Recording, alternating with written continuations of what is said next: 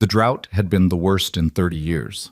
That was what old Marcus Pruitt said anyway, and Marcus had lived in Copper Ridge since before the railroad came through, since before the land office opened, since before half the town was anything more than a trading post and a dream. He said it the way he said most things, slowly, with the authority of a man who had watched enough seasons turn that he no longer needed to consult anyone else's opinion. The drought was the worst in 30 years, and anyone who disagreed could take it up with the cracked earth themselves. By September, the creek that ran behind the livery stable had dropped to a trickle you could step over without getting your boot soles wet. The Hargrove family, who ran a small cattle operation on the eastern slope of the valley, had lost 11 head in August alone. The wheat fields on the south end of town, belonging to the Marsh brothers, who had sunk every dollar they'd scraped together into that land, had gone the color of old straw and then the color of nothing at all.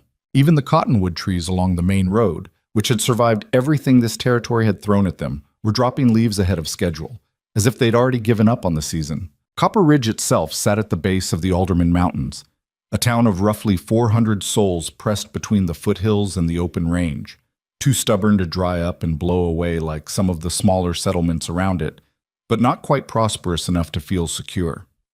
The main street ran straight and unpaved for about 6 blocks.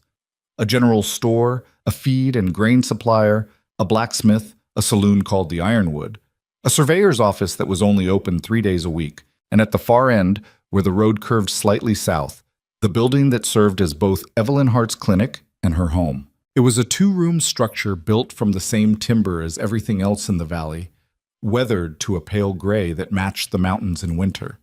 The front room held an exam table, a cabinet of medicines and instruments, a wash basin, 2 chairs for patients who could wait. The back room was where Evelyn slept, where she kept her personal effects, where she sometimes sat in the dark after a difficult night and did not think about anything in particular. She had lived in Copper Ridge for 8 years. Before that, she had lived in a small town in Ohio with her husband, Thomas, who was a school teacher and a gentleman who died of a fever in the winter of 1871, 3 weeks before what would have been their first wedding anniversary. There had been a pregnancy once, the following spring, after she had already come west, already planted herself in Copper Ridge, already started building something new out of the ruins of everything she'd lost. She'd miscarried at 14 weeks, alone in that back room, and she'd treated her own recovery the same way she treated everything, practically, without ceremony, without telling anyone more than they needed to know. What people in Copper Ridge knew about Evelyn Hart was this: she was capable, she was fair, she charged what people could pay, and sometimes less. She did not gossip, and she had a particular look, a steady, unimpressed expression that she could produce in an instant that made even large, loud men become careful with their words. She was 34 years old, had dark hair she kept pinned back during work hours, and wore practical clothing that had seen better days but was always clean. What people did not know about Evelyn Hart, because she had never seen fit to tell them, was that she had once wanted to study medicine properly, not just apprentice under the territory's only physician until he retired and left her his instruments, but actually attend a college, earn a degree, work in a real hospital. She had applied once before she married Thomas and been told politely that the program did not admit women. She had written back and asked if they might reconsider. They had not written again. She had learned anyway. She had read everything she could get her hands on, practiced everything Dr. Halstead showed her, and when he left Copper Ridge in the spring of 1874, she'd kept the clinic running with the quiet competence of someone who had simply decided that the absence of formal credentials was not going to stop her from doing the work. The town had accepted this arrangement with the pragmatism of people who had no alternative. She was not unhappy exactly, but there was a kind of ache that had become so familiar she'd stopped registering it as pain, more like a low, persistent sound at the edge of hearing that you only notice when it stops. Oh, the evening Wyatt Sterling first came to her clinic was the 14th of September, a Tuesday, dry and still warm at dusk the way September evenings could be in the mountains. Evelyn was cleaning instruments when she heard boots on the wooden step outside her door. Heavy, deliberate, the walk of someone who was used to covering ground. She called out that the door was open. He was bigger than she expected, though she wasn't sure why she'd had an expectation at all. Wyatt Sterling was a name she knew the way everyone in Copper Ridge knew it, attached to the largest cattle operation in 3 counties, to a string of business investments that had made him the kind of wealthy that people in small towns talked about with a mixture of admiration and suspicion. She had seen him in town perhaps 4 or 5 times over the past year, since he'd moved his operation to a property north of Copper Ridge and begun to make his presence felt in the local economy. She had not spoken to him directly. He stood in the doorway for a moment, filling most of it, taking in the room, the exam table, the cabinet, her standing there with a surgical instrument in one hand and a cloth in the other. He had the look of a man who assessed situations quickly and made decisions without a great deal of ceremony about it. "You're Mrs. Hart," he said. "Miss," she said. "What's the injury?" He glanced down at himself as if checking whether he'd been shot without noticing. "No injury." "Then you're in the wrong place. Dr. Halstead's practice, what's left of it, is over in Millhaven.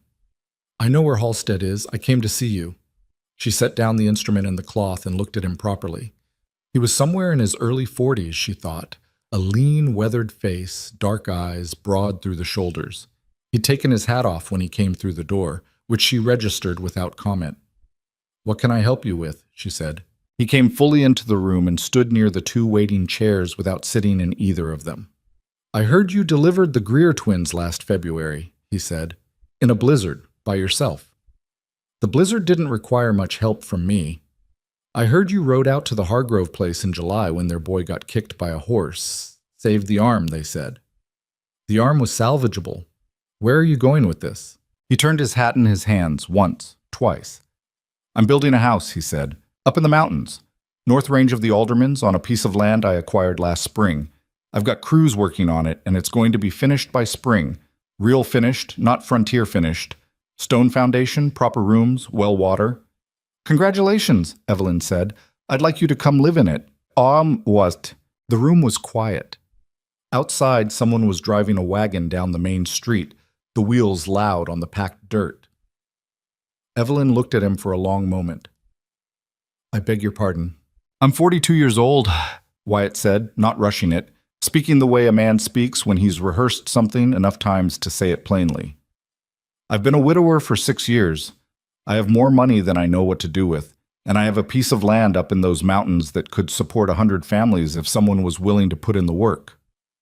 What I don't have is a family, or a reason to come home at the end of the day." He paused. "I'm not a man who does things part way. I came to make you a proper offer. I'll build you a home that's finer than anything in this territory. You'll have everything you need to run a proper medical practice, real equipment, a dedicated space, whatever you require. In exchange, I'd like a partner, someone to build something with." Evelyn studied him.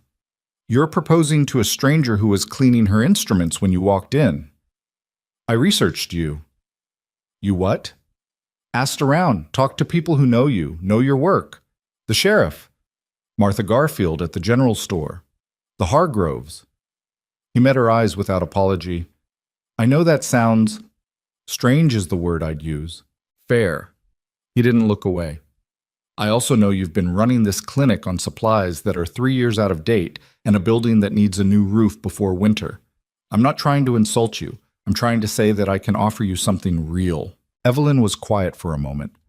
The thing about men like Wyatt Sterling, men with money, with certainty, with the particular confidence that comes from having been right enough times that they've stopped doubting themselves, was that they often mistook resources for understanding. She had seen it before. A wealthy man had something he wanted built, and he looked around until he found someone who could be useful to that project, and he called it an offer and expected gratitude. "Mr. Sterling," she said, "I appreciate that you've thought about this, but a home and medical equipment are not a reason to marry a man I don't know." "No," he agreed. "They're not." She waited for more. "I'm not asking you to make a decision tonight," he said. "I'm asking if you'll meet with me. Talk. Let me show you the land, what I'm planning for it. Then you decide." She picked up her cloth and the instrument again, not because she meant to keep cleaning, but because she needed something to do with her hands. "I'll think about it," she said. He nodded, put his hat back on, moved toward the door and paused with his hand on the frame, his back half turned to her. "I know it's an unusual way to go about things," he said, "but I found that the usual way doesn't always work." He left. Evelyn stood in the middle of her clinic and listened to his boots on the step, then on the road, until the sound dissolved into the general noise of the evening. Then she went back to cleaning her instruments. She didn't tell anyone. That was the first thing. The conscious choice not to mention it to Martha Garfield, who would have received the information like a gift and distributed it throughout the town within 48 hours. Or to Louise Pryor, the blacksmith's wife, and the closest thing Evelyn had to a friend in Copper Ridge. She told no one and went about her days the same as always. Patients in the morning, supply management in the afternoon, the occasional house call when someone was too sick or too old or too far along in a pregnancy to make it to the clinic. But she thought about it. She thought about it more than she wanted to. Not because the offer itself was so compelling, though if she was honest, and she was usually honest, the idea of a proper medical facility was something she'd wanted for years. More because of the way he'd said, "I have more money than I know what to do with," and the way his voice had changed when he said it, as if the money were the least interesting thing about the situation. As if the money were simply a tool and he was tired of having only tools. She had met wealthy men before. Her experience of them was that they enjoyed their wealth quite comfortably and had no interest in finding it insufficient. Wyatt Sterling had sounded like a man describing a problem. She told herself this was not her concern and went on with her days. It was Martha Garfield who brought him up first, 3 days later, without knowing she was doing it. "You hear about what Sterling did for the Marsh brothers?" Martha said. She was behind the counter of the general store, restocking the shelves of canned goods, and Evelyn was picking up her monthly supplies, bandaging, carbolic acid, the few medicines she kept in stock. "I haven't. Bought their equipment," Martha said. "The farm equipment. All of it. Paid them fair price, too, not the lowball offer Blackwell's men came around with. Said they could lease it back from him once the drought breaks, and they're back on their feet." She shook her head. "Blackwell's been circling that land for months. Sterling got in front of him." "Blackwell," Evelyn said. "The land company. Blackwell Holdings out of Carson City." Martha set a can of peaches on the shelf and straightened. "He's been buying up distressed properties all through this drought. Offers cash when people are desperate, then turns around and sells the same land for triple once prices recover. Standard enough, I suppose, but the way he goes about it—" She shook her head again. "His men came to the Hargroves last month. Earl told me they were not exactly polite about it." Evelyn filed this away without comment and went back to her shopping. Victor Blackwell was not a new name to her. She'd heard it attached to several property transactions in the valley over the past year, always in the context of someone who'd been forced to sell land they'd intended to keep.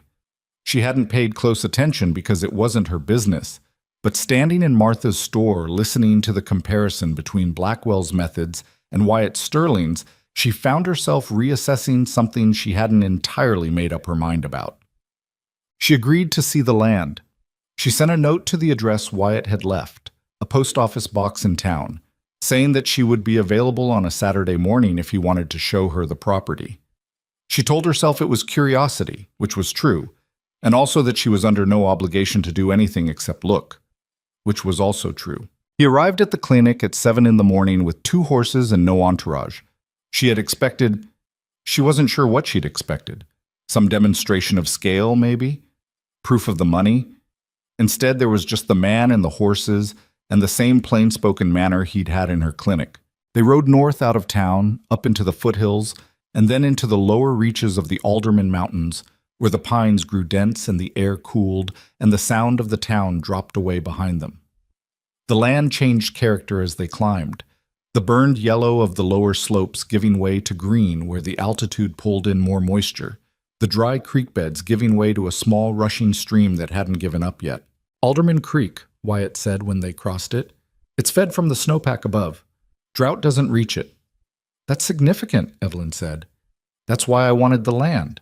They climbed for another 40 minutes, through stands of pine and aspen, along a trail that was wide enough for a wagon but hadn't been used as one in some time. Then the trees thinned and they came out onto a high meadow, maybe 20 acres of open grass with the mountains rising behind it, and a view down into the valley that made the whole town of Copper Ridge look like a scatter of children's blocks. The house was being built at the meadow's northern edge. Stone foundation, as he'd said, already in place and solid-looking. The timber framing was up for what would be the main structure, and she could see the bones of it, Generous rooms, a wide porch that would face the valley view, a separate wing on the eastern side. There were men working, not a crew doing the minimum. Men who looked like they knew what they were doing, who were treating the building as something worth getting right. "The eastern wing," Wyatt said, watching her look at it. "That's yours, if you want it. Your clinic space. I had the architect design it with light in mind, north and east windows for consistent light, a separate entrance so patients don't come through the house, storage for supplies, a proper examination room."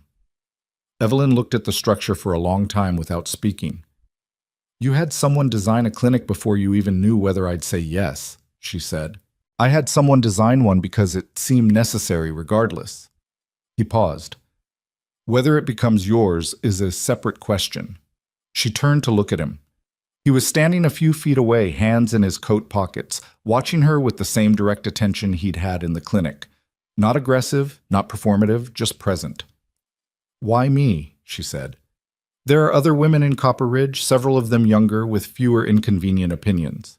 Something shifted in his face. Not quite a smile. Something more careful than that. "I don't need someone younger. I need someone who actually does things, who knows what hard work looks like and doesn't require it to be comfortable." That's a practical description. It's an honest one. She looked back at the house. "What happened to your first wife?" The question came out more directly than she'd intended, but he didn't flinch from it. "Her name was Clara. She died 6 years ago. Fever, fast, 3 days from well to gone. We had a son. He died 2 years later, an accident with farm equipment."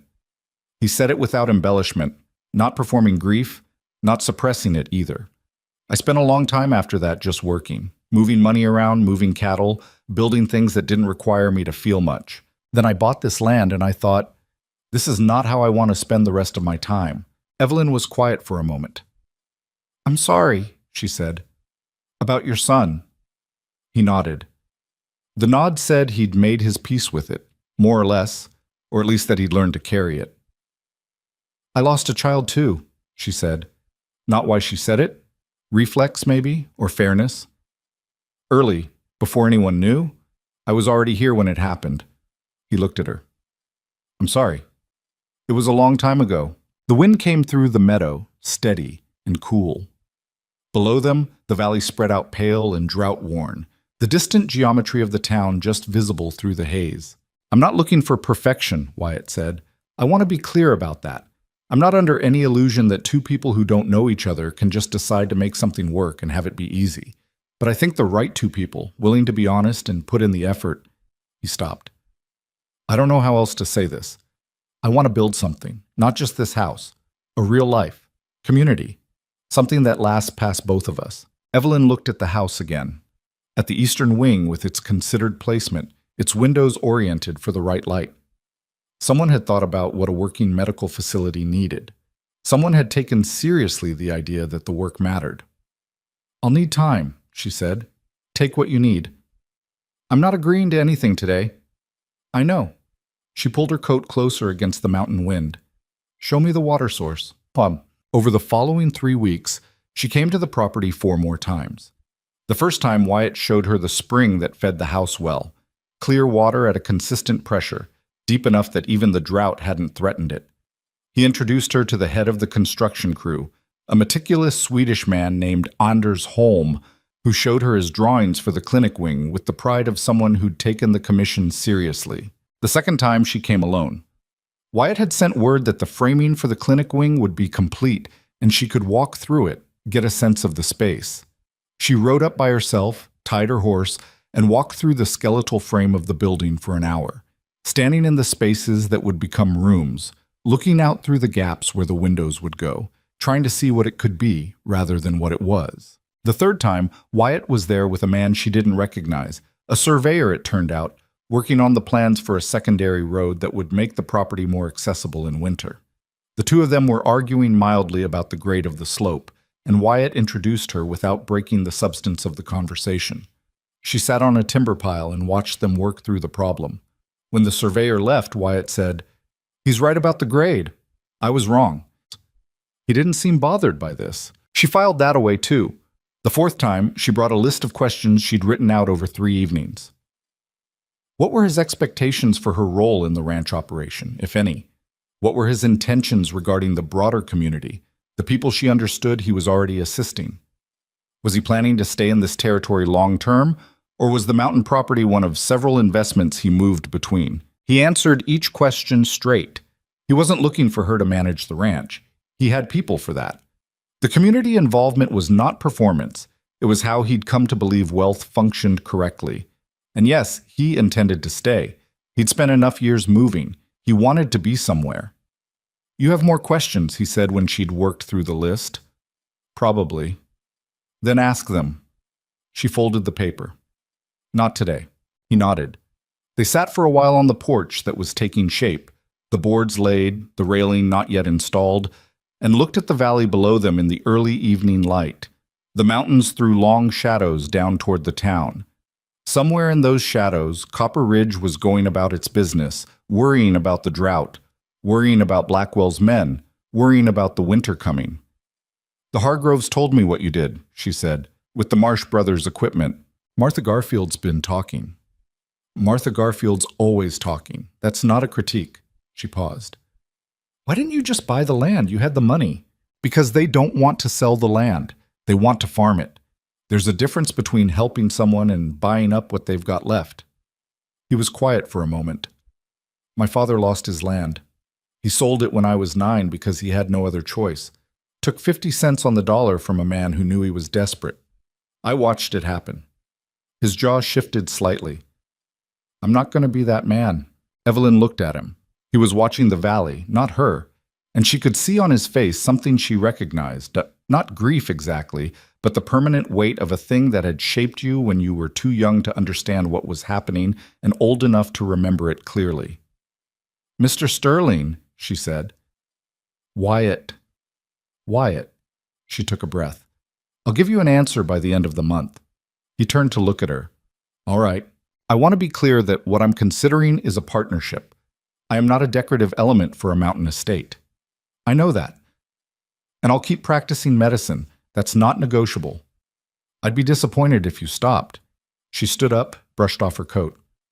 "I'll send a note." Ticked. She gave him her answer 11 days later, which was not quite the end of the month, but was after enough sleepless nights that she'd run out of patience for her own deliberating.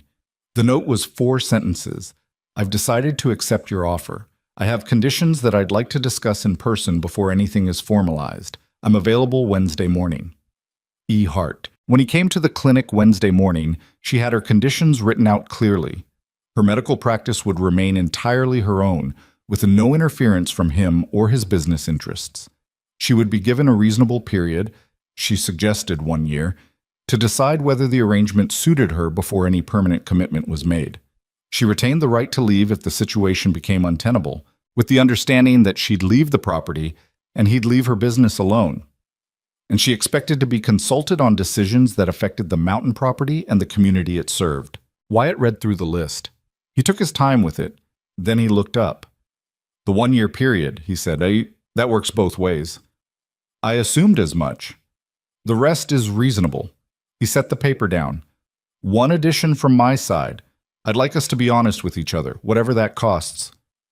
"That's not an addition," Evelyn said. "That's a baseline." "Then we agree." They set a date for early October, a simple ceremony at the county clerk's office in Millhaven, witnessed by the sheriff and Anders Holm, who seemed pleased to have been included. Evelyn wore her good dress, which was not a wedding dress and had seen her through 3 funerals and a county fair, and she thought briefly about what Thomas would have made of this, and decided that he would have approved of the practicality of it, if not the strangeness, and then she let that thought go. The first weeks at the mountain property were not smooth. She hadn't expected them to be. She was in unfamiliar territory, literally, in a half-built house on a hillside, but also in the sense of having another person's daily life intersecting with hers after years of living alone. Wyatt was present most mornings and evenings, and gone much of the day to the ranch operations and his business dealings in town. The clinic wing was not yet fully finished, which meant she was still making her runs to Copper Ridge to see patients, which she continued without complaint, but which Wyatt seemed to feel vaguely guilty about. "Anders says 2 weeks, he told her, the second Friday. "The clinic will be done." 2 weeks is fine. It would have been done already if the stone delivery hadn't. Wyatt, 2 weeks is fine. He stopped, looked at her. You don't actually need me to solve things for you. No, she agreed, not unkindly. I do not. He laughed. A short, surprise sound, like he'd caught himself off guard. It was the first time she'd heard him laugh. It was a good laugh. Not performed, not trying to be anything. I'll try to remember that, he said. She was making coffee at the camp stove they were using until the kitchen was complete, and she handed him a cup without ceremony. He took it.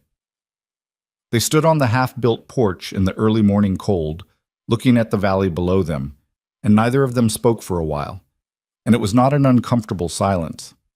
She thought, this might work. She didn't say it. It was too early to say, and she had learned over the years to be careful with hope. Not to kill it, but not to let it run unsupervised. Hope needed watching. It needed to earn itself. But the thought was there.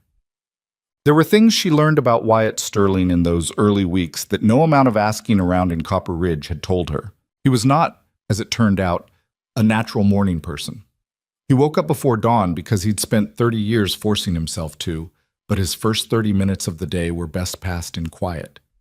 She discovered this by accident on the third morning when she came out early and said something ordinary and received a response so vague she'd thought something was wrong. By the fourth morning, she'd adjusted. Coffee first, conversation after. He noticed that she'd noticed and didn't say anything about it, which she appreciated. He ate simply and without much interest in food as pleasure, which she found puzzling given that he could have afforded to eat extremely well. When she said as much, he shrugged and said that food had always been fuel to him and he'd never managed to care about it. She told him that was going to have to become someone else's problem because she liked cooking and she cooked with intention. He said that seemed all right with him. He read. Seriously and broadly.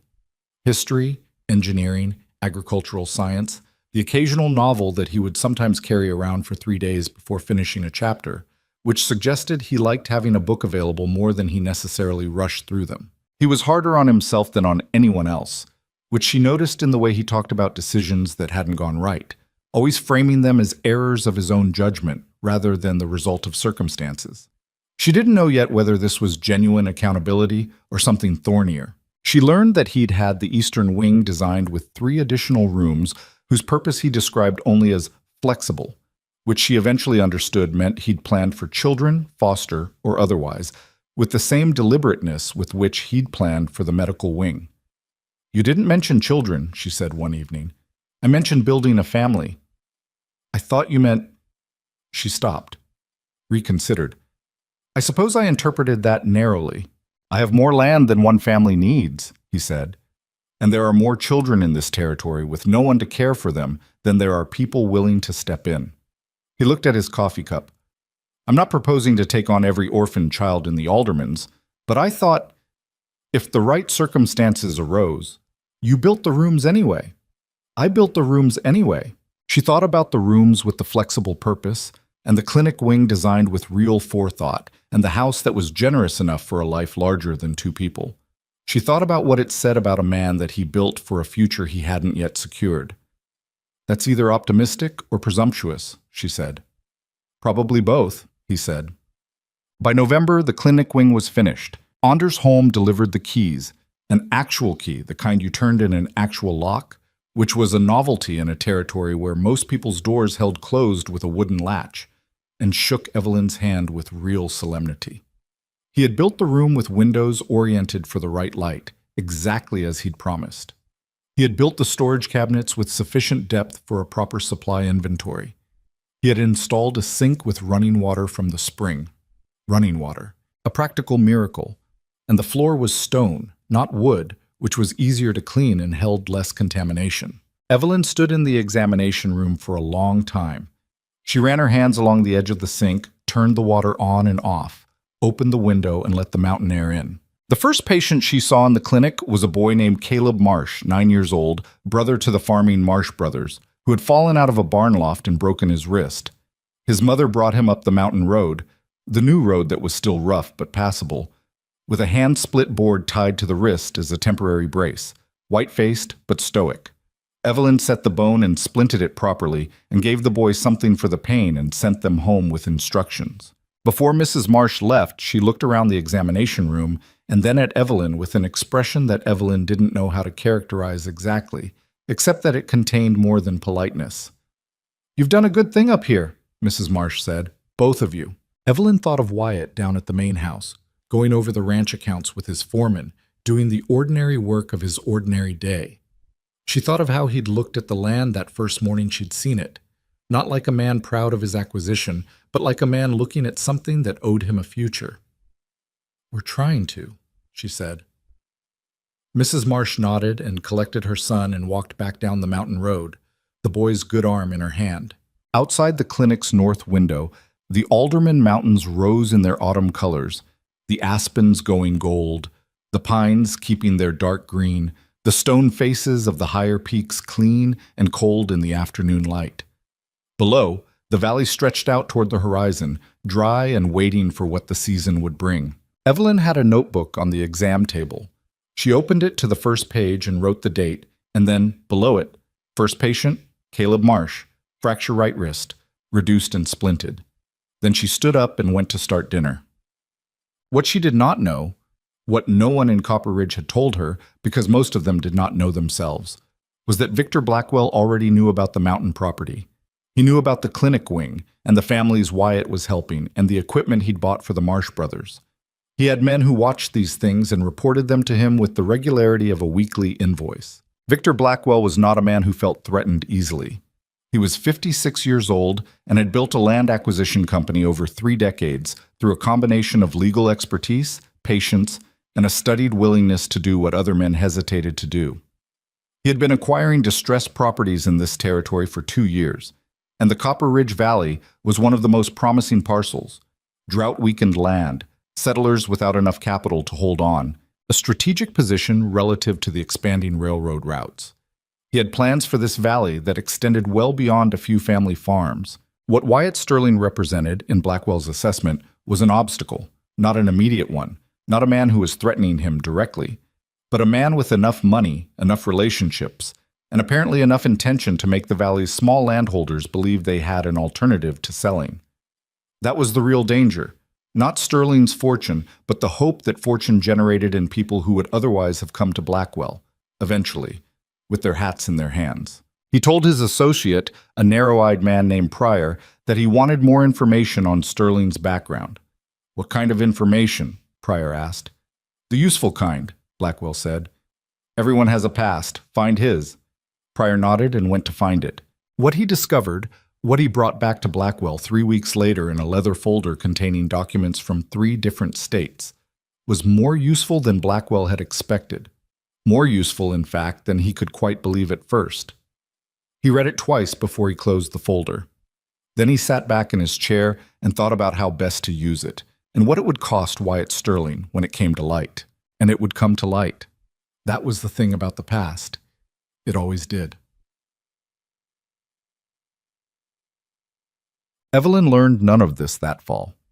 November passed into December with the first real snow of the season, and the mountain property settled into its winter rhythms. Fires in the morning, the clinic seeing patients 2 or 3 times a week, as word spread through the valley that there was a real medical facility on the north slope. Wyatt was frequently away in the lower valley, managing his business interests and making the rounds of the settlers he'd been supporting.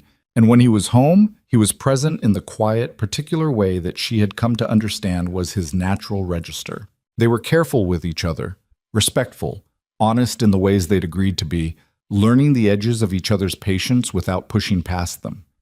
It was not yet what she'd call a marriage, in the full sense, but it was not a bad arrangement, and it was slowly becoming something she could imagine being more. On a Saturday in mid-December, she found him on the porch at dusk, standing with a cup of coffee gone cold, watching the valley below.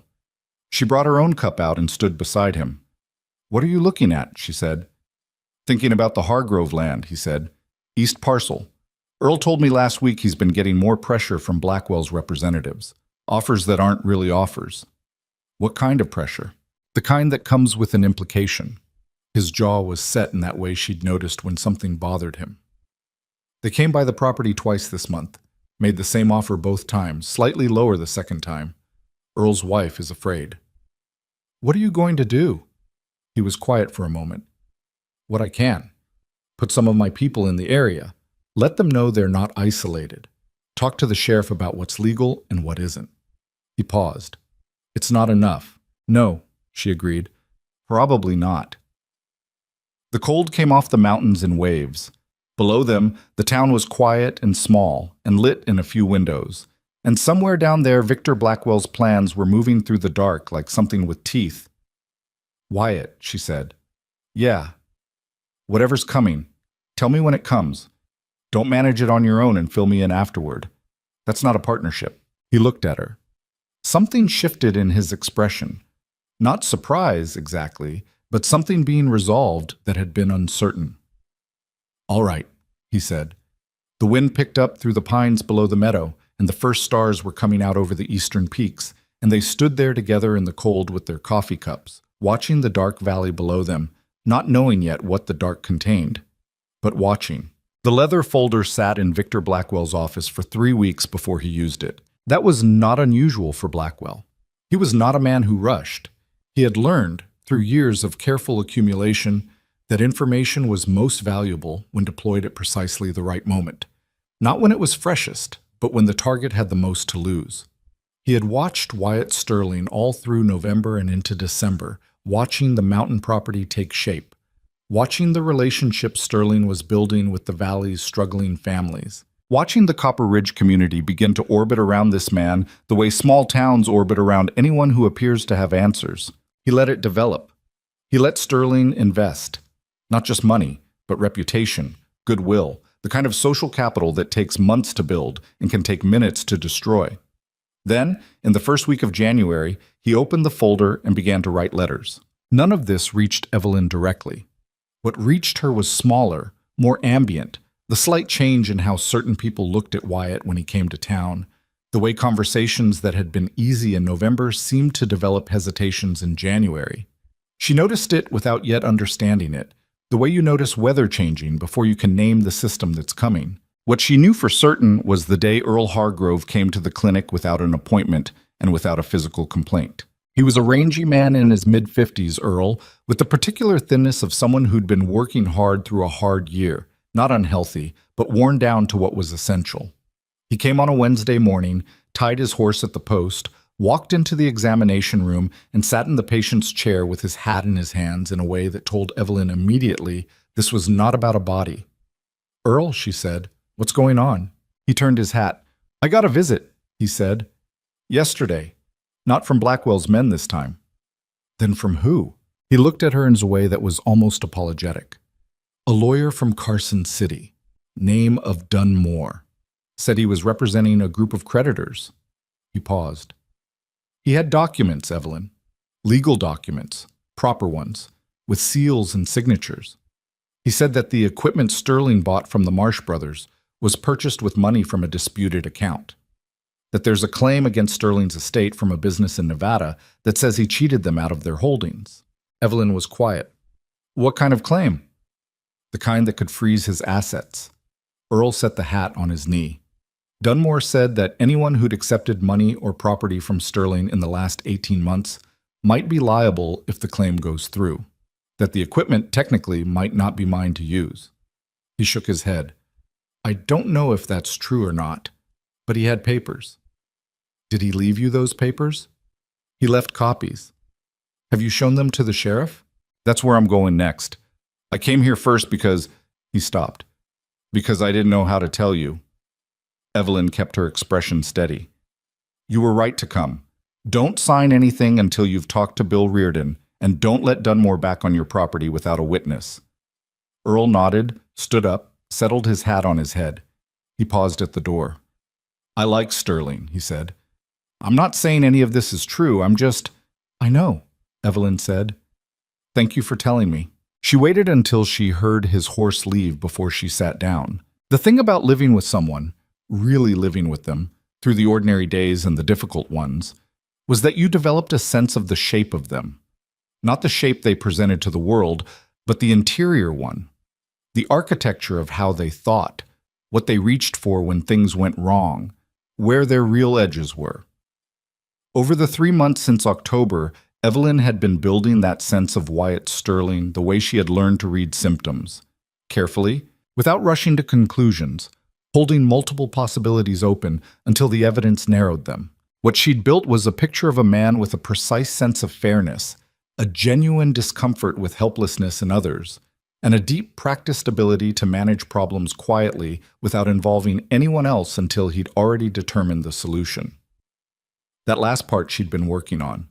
The part where he'd agreed, on the December porch with their cold coffee cups, to tell her when things were coming rather than managing them alone. She rode down to the ranch operation that afternoon where Wyatt was meeting with his foreman about the spring cattle plans. She waited. When the foreman left, she told Wyatt what Earl had said. He listened without interrupting. His face did not change much, but she'd learned that his face not changing was itself information. It meant he was managing something he'd already been managing. "You knew," she said. He didn't deny it. "I knew Blackwell was putting pressure on people. I didn't know he'd sent a lawyer." "That's not the same as knowing. Is there a disputed claim in Nevada?" A pause. Short, but there. There was a legal dispute in Nevada 5 years ago. It was resolved. Resolved how? In my favor. The claim was without merit, and the court said so. He met her eyes. "I should have told you it existed." "Yes," she said. "You should have." The silence between them was not comfortable. Evelyn let it sit. "Why didn't you?" she said. He stood up from the table where he'd been going over paperwork, went to the window that faced the north slope. The mountain was visible from here, pale and cold against the winter sky. "Because I've been trying to build something," he said, "and every time I get close to something I want, I find myself waiting for the thing that takes it apart." He said it without drama, which made it land harder. Old habit. Handle the problems before they become someone else's. "I'm not someone else." "No." He turned back from the window. "You're not. I know that." He pulled out the chair across from her and sat down, and for once looked like a man who was not entirely in control of where the conversation was going. The Nevada dispute. Blackwell was involved, tangentially. He had a financial interest in the company that made the claim. Evelyn stared at him. "He's been targeting you specifically." "I believe so, yes." "Since before you came to Copper Ridge." Wyatt was quiet for a moment. "The land dispute was the first engagement. He lost it. I don't think he took that well." He pressed his palms flat on the table. "I didn't come to Copper Ridge because I was running from him. I came because this was good land and I was done moving. But I knew there was a possibility he'd follow the territory." "That's different from following you specifically." "Yes, it is." He looked at her steadily. "I'm telling you now because you asked. And because you were right on the porch when you said this was a partnership. I should have said all of this before you made any decision." Evelyn looked back at him for a long moment.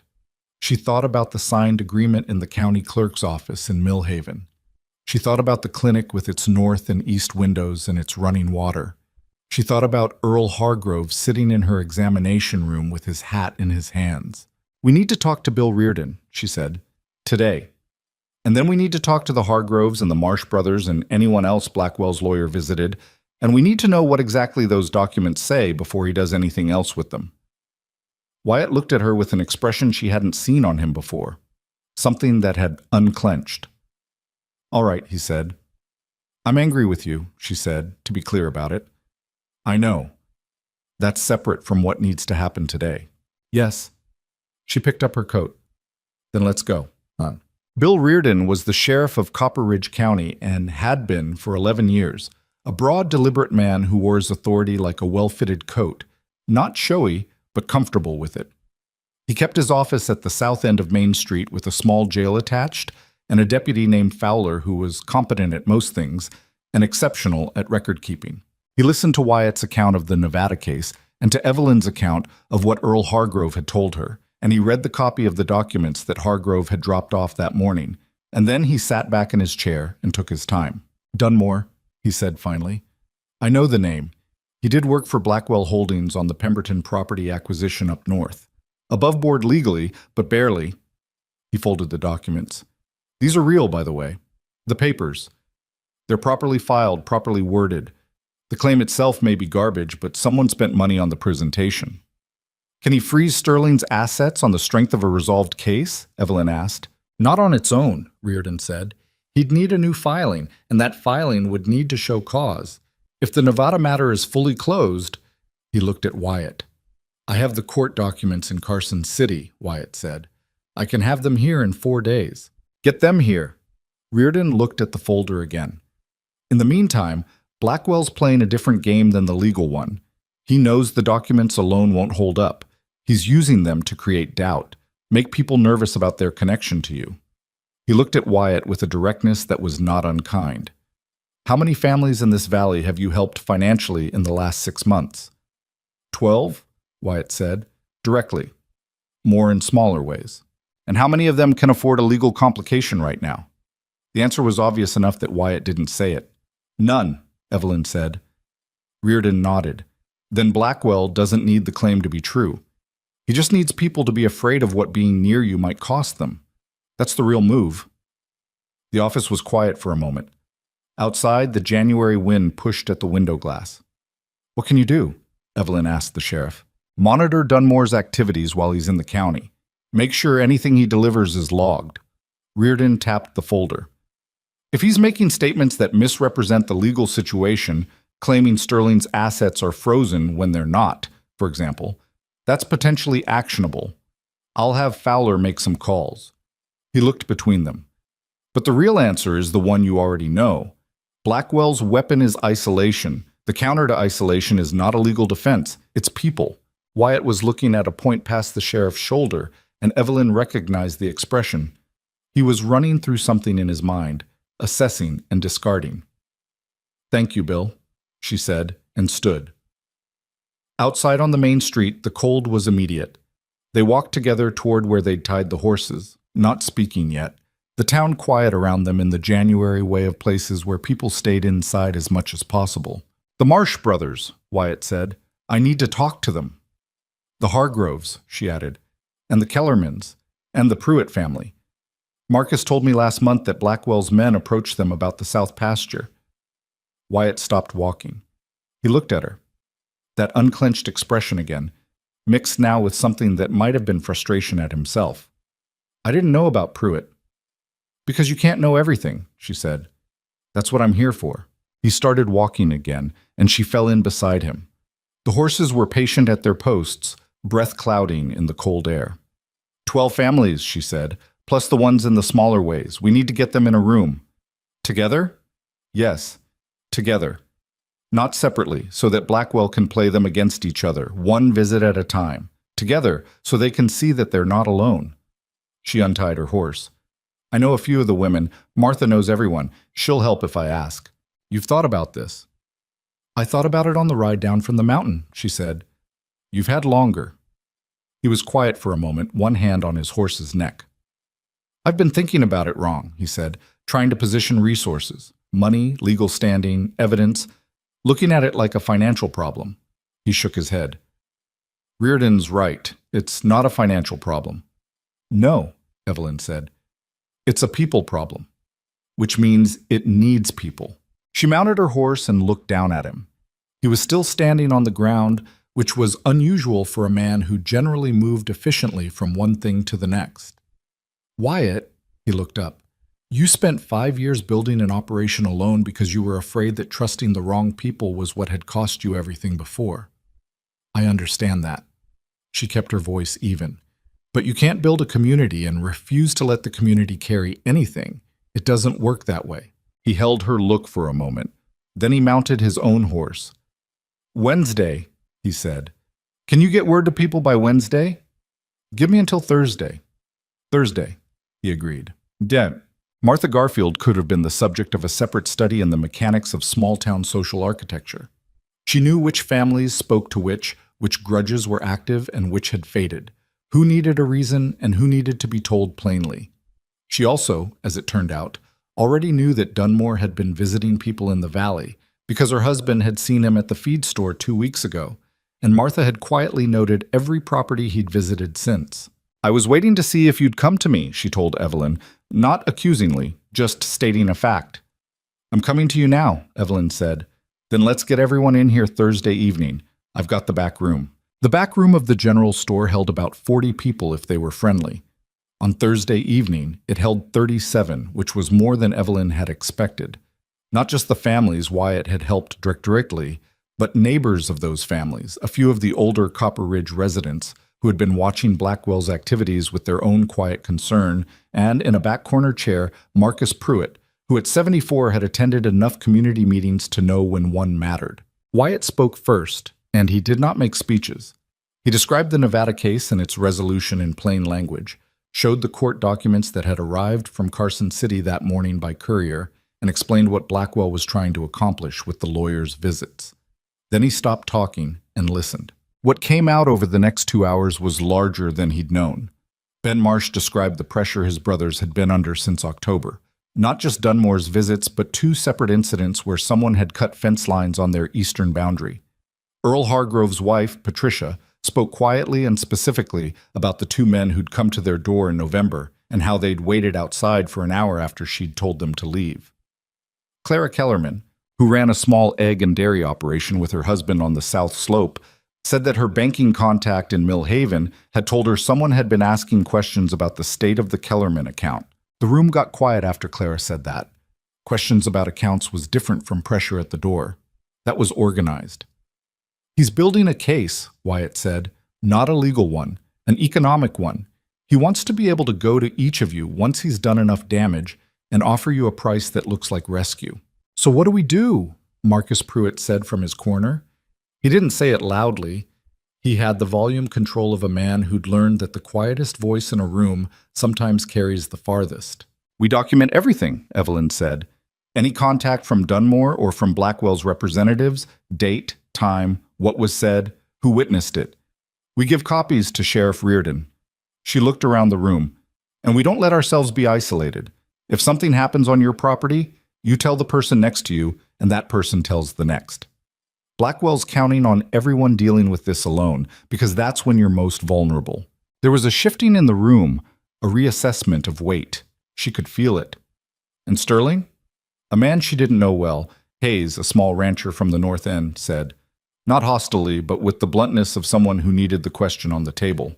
The legal papers Dunmore brought. Those don't just go away. No, Wyatt said. They don't. The claim will have to be formally refiled and formally dismissed. That takes time. In the meantime, I have resources that don't depend on the disputed account, and I intend to use them. He paused. I also intend to be transparent with everyone in this room about what's happening, as it happens. No more waiting until I've solved it. The last sentence was directed, in its way, at Evelyn. She didn't acknowledge it in the room, but she registered it. Hayes nodded slowly, not entirely satisfied, but willing. The meeting ended without resolution, which was appropriate. There wasn't a resolution to be had yet, just an agreement to move differently. People filed out in the cold January night, and Evelyn watched them go. The small clusters of families talking together at the door, the changed body language of people who'd come in alone and were leaving aware of each other. Martha caught her arm at the door. That went better than it could have, she said. That went about as I expected, Evelyn said. Martha gave her a look that managed to be both fond and penetrating. You're harder to impress than anyone I've ever met. I've just been disappointed enough times to calibrate for it. Martha laughed. A good laugh, the kind that didn't require an audience, and went back to her back room, where the chairs needed putting away. January turned to February without the situation resolving, and without it getting dramatically worse, which Evelyn supposed was a kind of progress. Dunmore was still in the county, still making visits, though Reardon's presence and the documentation effort seemed to have made him more careful. The formal refiling of the Nevada claim came through the last week of January as expected, and Wyatt's attorney, a solid, methodical woman named Birch, who came up from Millhaven, was already preparing the response. The mountain property accumulated new rhythms with the season. More patients came to the clinic, some from families Evelyn hadn't previously treated, which told her the community meeting had done something real. She ordered new supplies, the first time she'd ordered without calculating what she could afford, and when they arrived, spending an afternoon organizing the cabinet gave her a satisfaction that she recognized, embarrassingly, as close to happiness. She and Wyatt developed a practice of eating dinner together and then sitting at the kitchen table for an hour or so afterward, reviewing the day. Not a structured review, no formal accounting, just conversation, the kind where you say things out loud that you'd been turning over alone and find out what they sound like. She'd had this with Thomas long ago and had not expected to find it again, and was cautious enough about it that she tried not to name it too specifically. One evening, in mid-February, Wyatt came home from a day in the lower valley looking like a man who'd had something turned sideways. She asked him what happened. "I went to see Hayes," he said. "North property." "And?" He sat down at the table and didn't pick up his coffee. "His wife is sick, not critically, but seriously. She needs care I can't provide up here, at least not this winter. She'd be better somewhere with a proper doctor's facility. But Hayes won't leave the land unattended because if he leaves, Blackwell's people will be on it within a week," Evelyn said. "Within a day." She sat down across from him. "I can go to the Hayes property twice a week. What does she need?" "I don't know exactly. That's why I thought, I'll go tomorrow." She made a note in the small book she kept for patient scheduling. "What else happened today that you're not saying?" He looked at her. "Is it that obvious?" "You have a particular way of not sitting down properly when something's bothering you. You sit down, but you stay tense." He looked briefly, like he didn't know whether to be unsettled or amused by that. "Marcus Pruitt told me he heard from his son in Carson City. Blackwell met with the Railroad Land Committee last month, privately. Not public record." He picked up his coffee cup finally. "If the railroad extends this route and Blackwell has holdings in the valley, the land value goes up tenfold. He's not just trying to turn a profit on distressed properties. He's trying to position himself before the railroad announcement." Evelyn looked at him. "That's why the timing. The drought is his opportunity, not the cause. He'd have found another pressure point if it had been a wet year." He turned the cup in his hands. "He needs to control enough of the valley before the railroad deal becomes public. After that, the prices go up and his window closes. Then we have a timeline. Approximately. I don't know when the announcement is, but it's not indefinite." "No." He set the cup down. "It's not indefinite." She thought for a moment.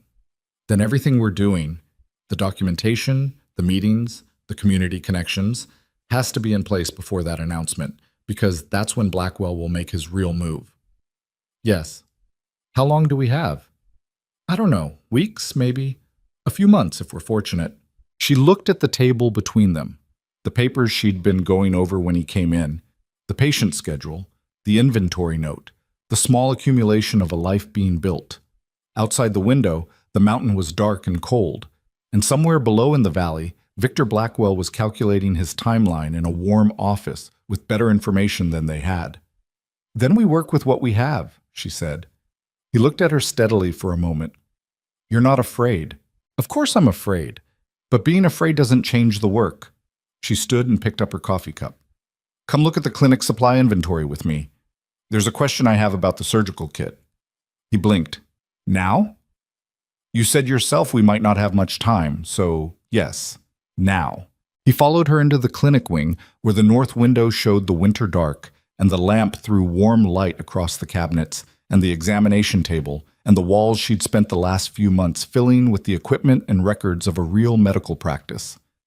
She showed him the question about the surgical kit.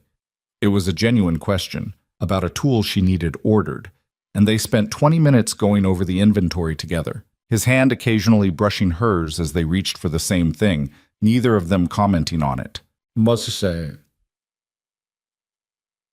The morning of the 22nd of February was clear and very cold, the kind of cold that came after a week of overcast and announced itself through the quality of the light rather than the temperature alone.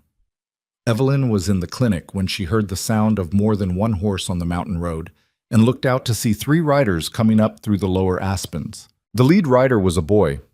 Early teens, she thought, though he was tall and sitting his horse like someone older. Behind him were 2 men she didn't recognize, one of them with the posture of someone in authority and one with the posture of someone trying not to attract attention. She went out to the porch. The boy pulled up his horse about 20 feet from the clinic and looked at her with the wariness of someone who'd learned that adults in authority were unpredictable. "I was told there was a doctor up here," he said. "Healer," Evelyn said. "Who sent you?" Man in town. Said you treated people who couldn't pay. She looked at the boy more carefully. He was thin and cold and had a bruise along his jaw that was several days old. The two men behind him stayed at a distance, and she filed them in the back of her mind as something to look at more closely later. "Get down off that horse and come in," she said. His name, it emerged, was Danny Greer, a different Greer from the twins born last February, a cousin, apparently, orphaned 18 months ago when both his parents died in a fire. He'd been passed from household to household through a string of relatives who couldn't or didn't want to keep him, and had ended up in Copper Ridge 6 weeks ago with a great uncle who, it became clear in the telling, was not a kind man. The bruise on the jaw was not from a fall. She didn't ask about the bruise directly, not yet, but she cataloged it while she checked him over for other damage and asked about the cut on his left hand, which had been poorly wrapped with a strip of cloth that had been on too long. "How old are you?" she said, cleaning the cut. 13, he said. "When did this happen?" 3 days ago, fencing. She nodded. She wrapped it properly. She asked him whether he'd eaten today, and his pause before answering was the answer. "Sit at that table," she said, gesturing to the supply table in the corner, which was the closest flat surface. "I'll get you something." She went to the kitchen. Through the connecting door, she could hear the boy shifting in the clinic, the slight sounds of someone in a new place assessing it for danger. She made him a plate of cold biscuits and dried meat and a cup of hot coffee. He was 13, but he'd clearly been living like someone much older, and brought it back. He ate. Not ravenously, not like someone performing hunger, but with the focused attention of someone rationing even their response to food, as if showing too much need might cost something. She sat across from him and waited until he'd gotten through most of it. "Who are the men outside?" she said. He looked up. "They just rode with me from town. I don't know them." She looked out the clinic window. The two men were still at the tree line, not moving. One of them was watching the clinic. The other was looking down the slope toward the main house. She felt something shift in her, the instinct that had always served her better than deliberate reasoning in uncertain moments. "Stay here," she said. "Finish eating." She went to the door of the clinic and looked down at the two men. The one who'd been watching her looked back with the mild expression of someone with no urgent business anywhere, which was the expression of someone whose urgent business was very specifically where he was. "Can I help you?" she called. "Just waiting," the first man said. Boy had trouble finding the place. She looked at them for another moment, memorized their faces, and went back inside. She told the boy he was welcome to stay on the property for the rest of the day. She told him she'd like to talk to Wyatt when he returned from the lower valley. She gave him a second cup of coffee and a blanket because the clinic was warm, but not warm enough for someone who'd been riding in February cold, and she went to the window again. The two men were gone. She didn't know what that meant yet. She knew it meant something. That evening, she told Wyatt about Danny Greer and about the two men, and she described them as accurately as she could. Wyatt's expression went through several states in quick succession: concern, recognition of something, and then the flattened control of a man who'd decided not to show what he'd recognized. "You know who they are," she said. "I might." "Wyatt." He looked at her. "I think one of them might be a man named Cole. He works for Blackwell. Operates as a surveyor, but he's more useful as intelligence. So Blackwell sent a man to follow a 13-year-old boy to my clinic. Or the boy was a pretext to get someone up here, to see the property." He was quiet for a moment. "To see how many people were here, what the layout was." Evelyn looked at him steadily. "Then he's not just collecting information anymore.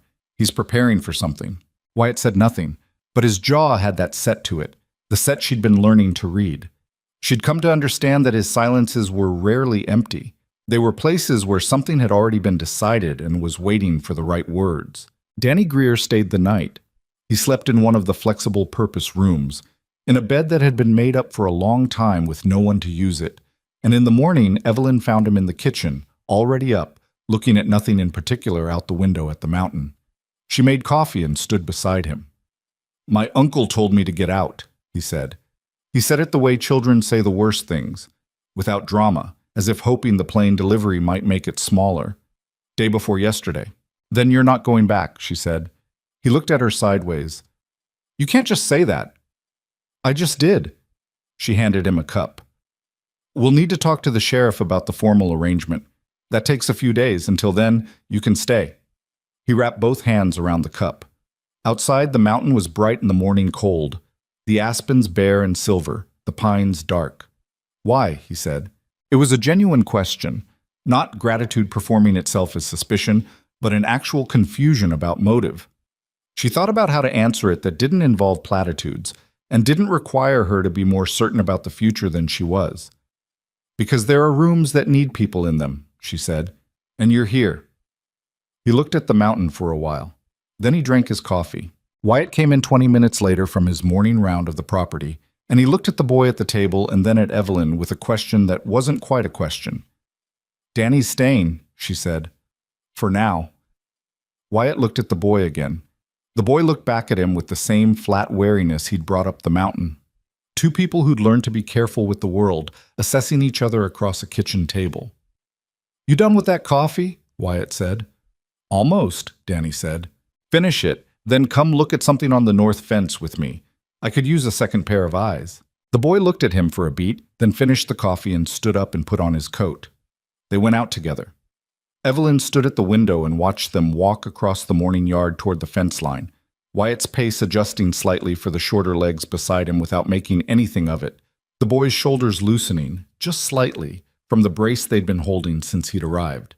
The mountain held its cold, bright silence around them. She watched until they were out of sight, and then she went back to the clinic to prepare for the day. The documents arrived on a Thursday in the first week of March, and they arrived not through the mail and not through any official channel, but tucked under the door of Evelyn's clinic sometime before dawn, slid in along the floor with the precise quiet of someone who had come up the mountain road on foot, in the dark, and not wanted to be heard. She found them when she unlocked the clinic at 6 in the morning, a brown envelope, sealed, her name written on the front in handwriting she didn't recognize. She stood in the doorway and looked at it for a moment before she picked it up, because she had learned in recent months to be careful about the things that appeared without explanation. Then she picked it up and took it to the kitchen table and opened it over her coffee. There were 7 pages inside, legal documents of some kind, older ones. The paper had the particular brittleness of things that had been stored for years rather than freshly printed. She read them slowly because the legal language required attention, and then read them again because the second reading was where the meaning started to settle into something comprehensible. What she understood by the end of the second reading was this. Approximately 8 years ago, a company called Alderman Basin Properties had held title to a substantial tract of land in this territory, land that had since been divided and sold to numerous settlers, including portions now held by the Hargroves, the Marsh brothers, and several other valley families. Alderman Basin Properties had been dissolved following a disputed transaction. The dissolution documents bore 2 names as principals, Victor Blackwell and Wyatt Sterling. She sat with the papers for a long time. Wyatt was already up. She could hear him moving in the main part of the house, hear the sound of the back door opening and closing as he did his morning round of the property. She sat and listened to those sounds and looked at the documents and tried to think clearly. The thing was, she had known that Wyatt and Blackwell had history. He'd told her so himself in February when the Nevada claim had been filed. He'd described it as a legal dispute resolved in his favor. He had not described a shared company.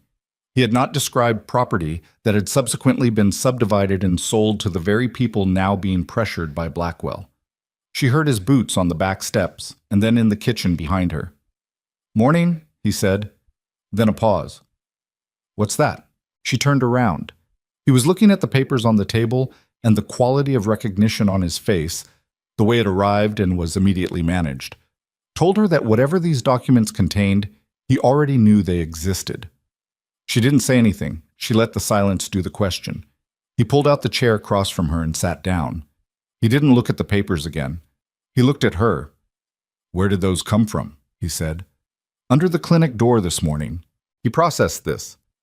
"Someone came up the road last night." "Yes." She kept her voice even. "Do you know what they say?" "I know what they are." He put his hands flat on the table, a gesture she'd come to associate with him preparing to say something he'd been avoiding. "Alderman Basin Properties. I was a partner in that company 11 years ago. Blackwell approached me. I was younger. I had capital, but not much experience reading people who were operating in bad faith. We held the land together for 3 years. Then he made a move to buy out my stake at a fraction of value, claimed the company was underperforming when the books showed otherwise. His jaw set. I took him to court and I won. The company was dissolved and the land was sold under court supervision. The buyers were legitimate. The transactions were clean. Settlers? Evelyn said. Yes. The Hargroves. The Marsh brothers. Among others, yes. She looked at him. Wyatt, those people are living on land that you and Blackwell once owned jointly, and you have spent the past several months helping them resist pressure from Blackwell, and you did not tell any of them, and you did not tell me, that you had that history with that land. He held her look. No, he said, I didn't. Why? It was not really a question. He heard that. Because I was afraid of how it would look, he said. It came out without the usual control, blunt and a little raw, the way things sound when you've stopped managing them. Because a man who once owned land jointly with the villain, who then shows up in the same valley and starts helping the people on that land, that's a story that only works if you trust the man completely. And I didn't know if people would. And me? She said. Did you think I wouldn't trust you? He looked at the table. I thought if I told you at the beginning, before you knew me, you'd have no reason to believe the explanation was clean. You were managing my decision. Yes. The kitchen was quiet. Outside, the mountain was bright and indifferent in the morning cold.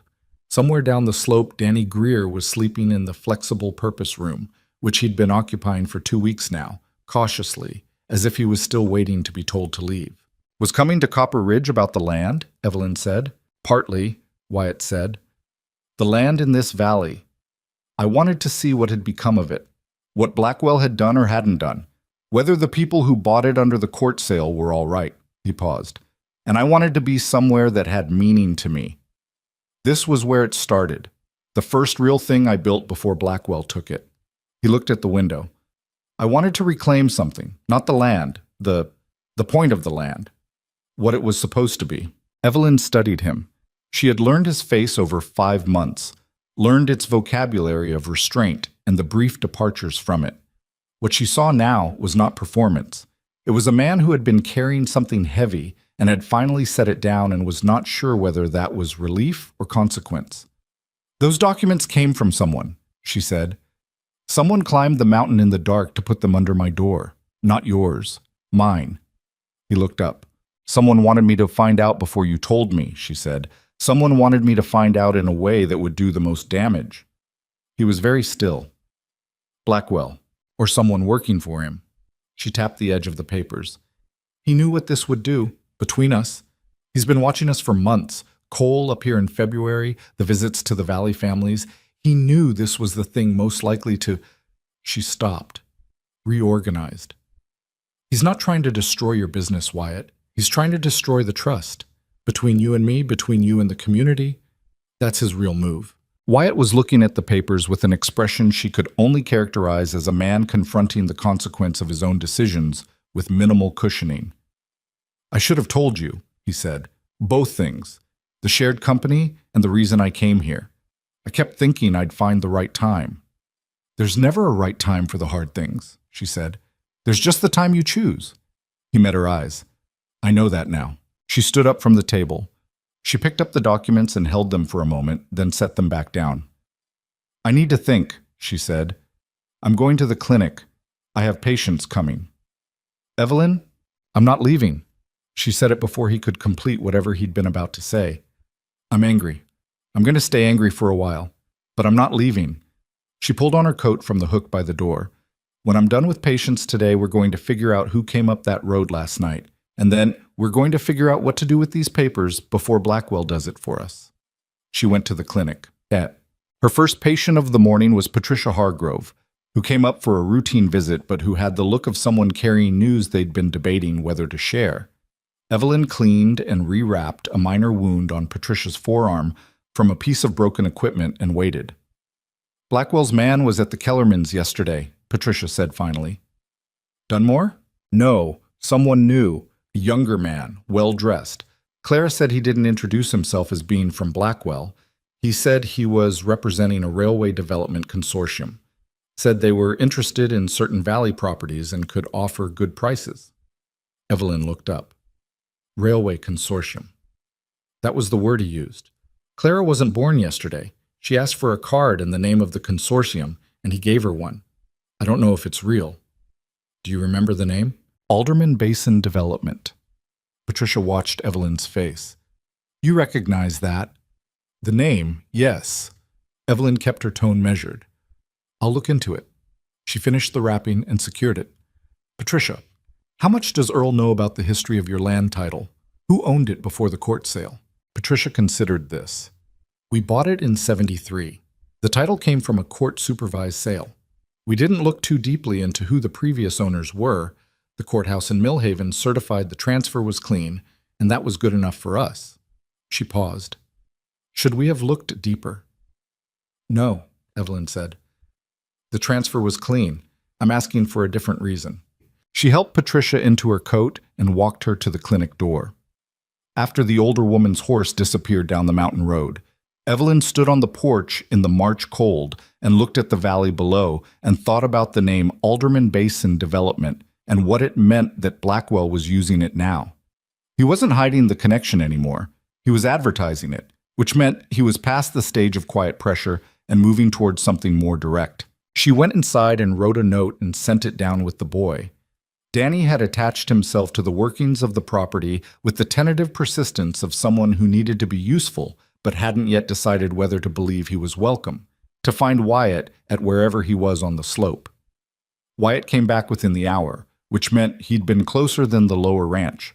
She showed him what Patricia had told her. She watched his face go through its processing. Alderman Basin Development, he said. He's not even pretending anymore. No.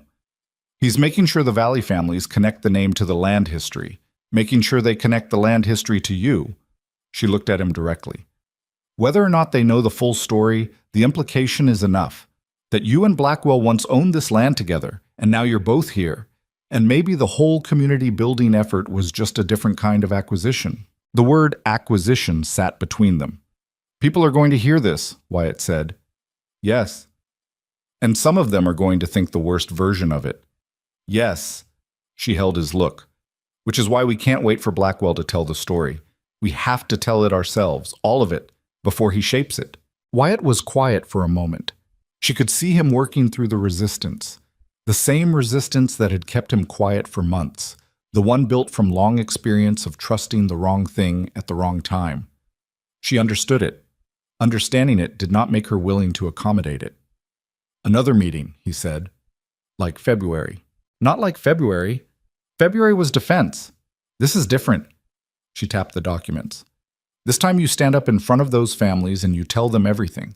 The company, the court case, why you came to Copper Ridge, what you wanted. Everything.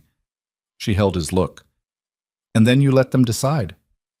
And if they decide the worst version, then that's what they decide. And we figure out what comes next. She did not make it easy for him because she didn't think it should be easy. But at least it's their choice, made with real information, not a story Blackwell wrote for them. He looked at the window and then back at her. You're still angry. Yes. But you think this is the right thing to do. I think it's the necessary thing. Whether it's right depends on what comes after. She straightened.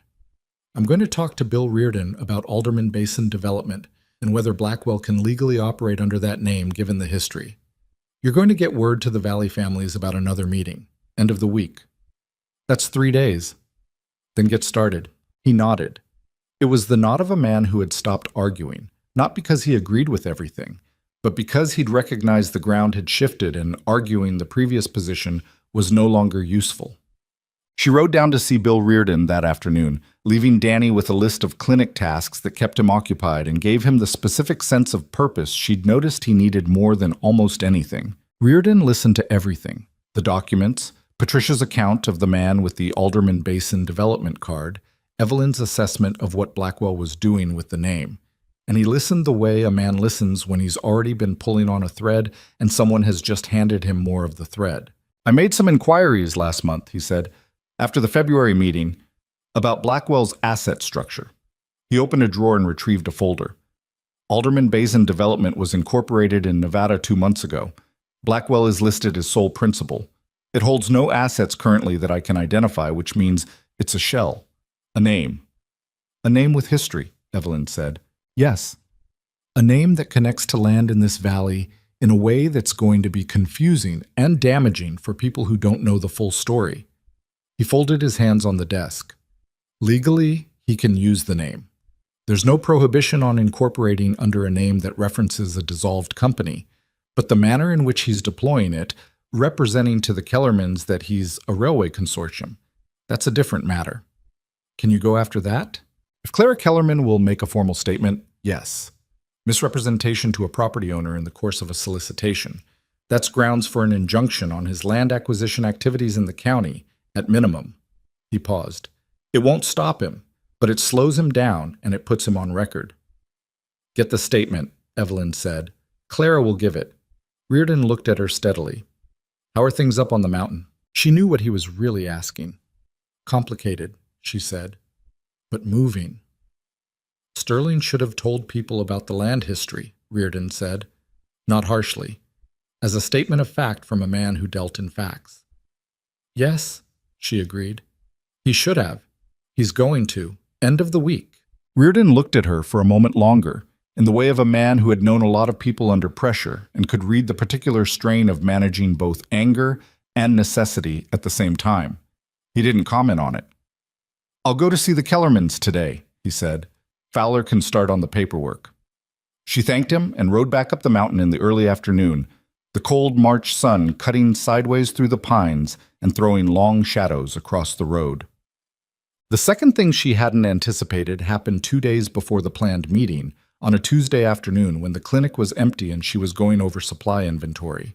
Danny came in from outside, moving quickly, and stopped in the clinic doorway with the look of a boy who had information and wasn't sure of its weight. There's a man on the south road, he said. Stopped, just watching the place. She set down her pencil. What does he look like? Danny described him. Heavy set, a dark coat, horse tied at the tree line rather than at the post. Not moving, watching. Evelyn went to the north window carefully and looked. She could see the figure at the edge of the tree line, partially obscured. Not Cole. Different build. Someone she didn't recognize. Go find Wyatt, she said. He's at the north fence. Is it? Just go, Danny. Don't run. Walk normal. The boy went out the back way, across the yard toward the fence line. Evelyn watched the figure at the tree line. He wasn't moving, just watching. There was a calculation in a man who stood that still for that long. It wasn't idleness. It was the stillness of someone waiting for something to happen, or waiting for someone inside to come out. Wyatt arrived in 6 minutes, which meant Danny had run despite her telling him not to. She showed Wyatt the figure at the tree line. I've seen him before, Wyatt said quietly. In town.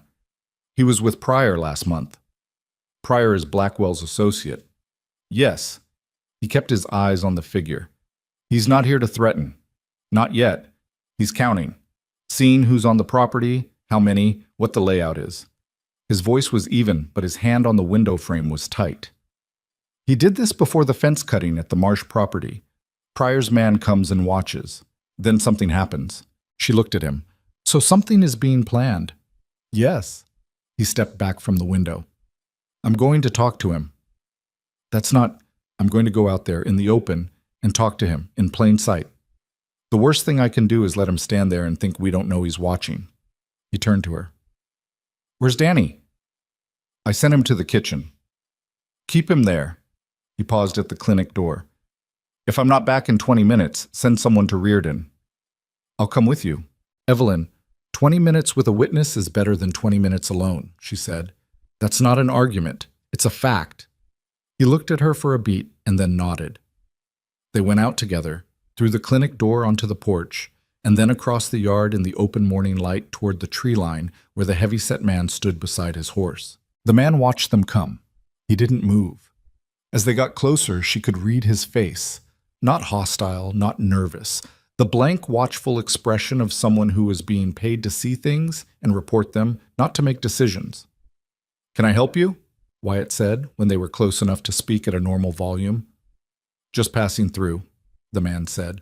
The mountain road doesn't go anywhere past this property, Wyatt said. There's no through route, so if you're passing through, you've made a navigational error. The man looked at him without any particular change of expression. His eyes moved briefly to Evelyn and back. "Who sent you?" Evelyn said. A small pause. "Nobody." "Then you're trespassing on private property," she said, "which Sheriff Reardon is very interested in as of this week. You're welcome to confirm that with him directly." She held his look. "Or you can get back on that horse and go down the mountain and tell whoever sent you that we counted as men." Something shifted in the man's face. Not fear, but a recalibration. He looked at Wyatt, then at Evelyn again. "Nice place you've built up here," he said. It wasn't a compliment. "Thank you," Evelyn said. "We'll pass your regards along." He untied his horse, mounted, and rode back down the south road without haste and without looking back. They watched him go until the trees took him. "You counted his men," Wyatt said. "That was a guess." "A good one." They stood in the cold yard for a moment. "He'll report back that we saw him," she said. "Blackwell will know we're watching." "Good," Wyatt said. "Is it?" He turned to look at her. "A man planning an ambush wants you looking the wrong direction. Letting him know you see him is the only thing that changes the calculation." He paused. "It doesn't stop him, but it changes what he plans." She looked at the empty road where the man had ridden. "How close do you think we are to the meeting you came for? The one you came to Copper Ridge to have?" He turned to look at her. "What meeting?" "With Blackwell." She met his eyes. "You said you came here partly because of what he cost you. I don't think you came for legal justice. You already won the legal case. I think you came because you needed to face him." He was quiet. "That's not a criticism," she said. "I want to understand what we're actually walking toward." He looked down at this ground between them, and then at the mountain, and then at her. "I thought, when I bought this land and started building, that if I created something real enough, something that lasted, it would be enough. That I wouldn't need him to answer for anything." He stopped. "But when his name keeps appearing at the edge of everything I'm building, it's unfinished," she said. "Yes." She pulled her coat against the cold. "Then let's finish it, but on our terms, not his." The meeting on Friday evening was held again in the back room of Martha Garfield's general store. 41 people came, 3 more than February. Word had spread, and people who'd been cautious in the winter were more willing in early spring when the days were a little longer and the cold a little less absolute. Wyatt stood at the front of the room and told them everything. He did not use notes. He did not manage it the way he'd managed previous conversations on the subject, with the controlled delivery of someone who had decided what to include and what to withhold. He told them about Alderman Basin properties, about his younger self with capital and insufficient judgment, about Blackwell and the buyout scheme and the court case. He told them that the land they lived on had once been part of a holding he shared with the man now threatening them. He told them that he'd come to Copper Ridge knowing that history and that he had not told them, and that this was wrong. The room was very quiet. He told them why he hadn't told them. Not the polished version, the actual one. That he was afraid of how it would look. That he had managed information instead of sharing it. That his wife had been right to be angry about this. And that she still was. Evelyn, sitting in the third row, did not look at him during this part. She looked at the people around her. Their faces. The way the information was landing. She saw suspicion, and she saw something working through suspicion towards something more complicated, which was the thing you needed people to get to if they were going to be real allies instead of temporary ones. Marcus Pruitt was the first to speak when Wyatt finished. "So Blackwell is using the name to make it look like you two are working together," Marcus said. "Yes. Or that my involvement here is no different from his." "But you went to court against him, beat him." "Yes. And the land titles our families hold, those are clean. The court supervised the sale, the titles are sound." Wyatt met the old man's eyes. "I've had my attorney review every title in this valley twice. They're clean." Marcus sat with this for a moment. Around him, the room was processing. Ben Marsh had his arms crossed, not hostile, but not yet settled. Clara Kellerman was looking at her hands. "Why didn't you just tell us this in February?" Ben said. Not loudly, not aggressively, like a man who is genuinely puzzled by the answer. Wyatt didn't deflect. "Because I was handling things wrong. Evelyn's been telling me that for months, and I've been slow to hear it." Ben looked at Evelyn. She looked back at him steadily without saying anything. He unfolded his arms. Patricia Hargrove said, "I'm more concerned with what Blackwell's planning than what happened 11 years ago." This shifted the air in the room. Several heads turned toward her and then back to Wyatt. "He sent a man to watch the clinic property 2 days ago," Evelyn said. She stood up from her chair. "Reardon knows. We documented it. He's watching us the same way he watched the marsh fence line before it was cut." She looked around the room. "He's moving from pressure to something more direct. We don't know exactly what or exactly when, but the pattern is clear." "What does he want, ultimately?" Earl Hargrove said. He wants the valley," Wyatt said. "He wants enough of it to control the land value before the railway announcement. He can't have that if the families in this room hold their properties, so he needs to break you, legally, financially, or by destroying trust in the only person with enough resources to help you hold." "That's you," Earl said. "Yes." Earl looked at his wife. Patricia gave him a short nod that was clearly the continuation of a conversation they'd had before they came. "Then what do we do?" Earl said. What followed was not a plan so much as a beginning of one. Specific, practical, uncomfortable in places.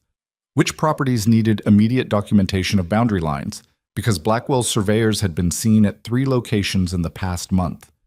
Which families had the closest relationship with the Millhaven courthouse and could flag any unusual filings? What Reardon's department could and couldn't do with its limited resources? Where the gaps were.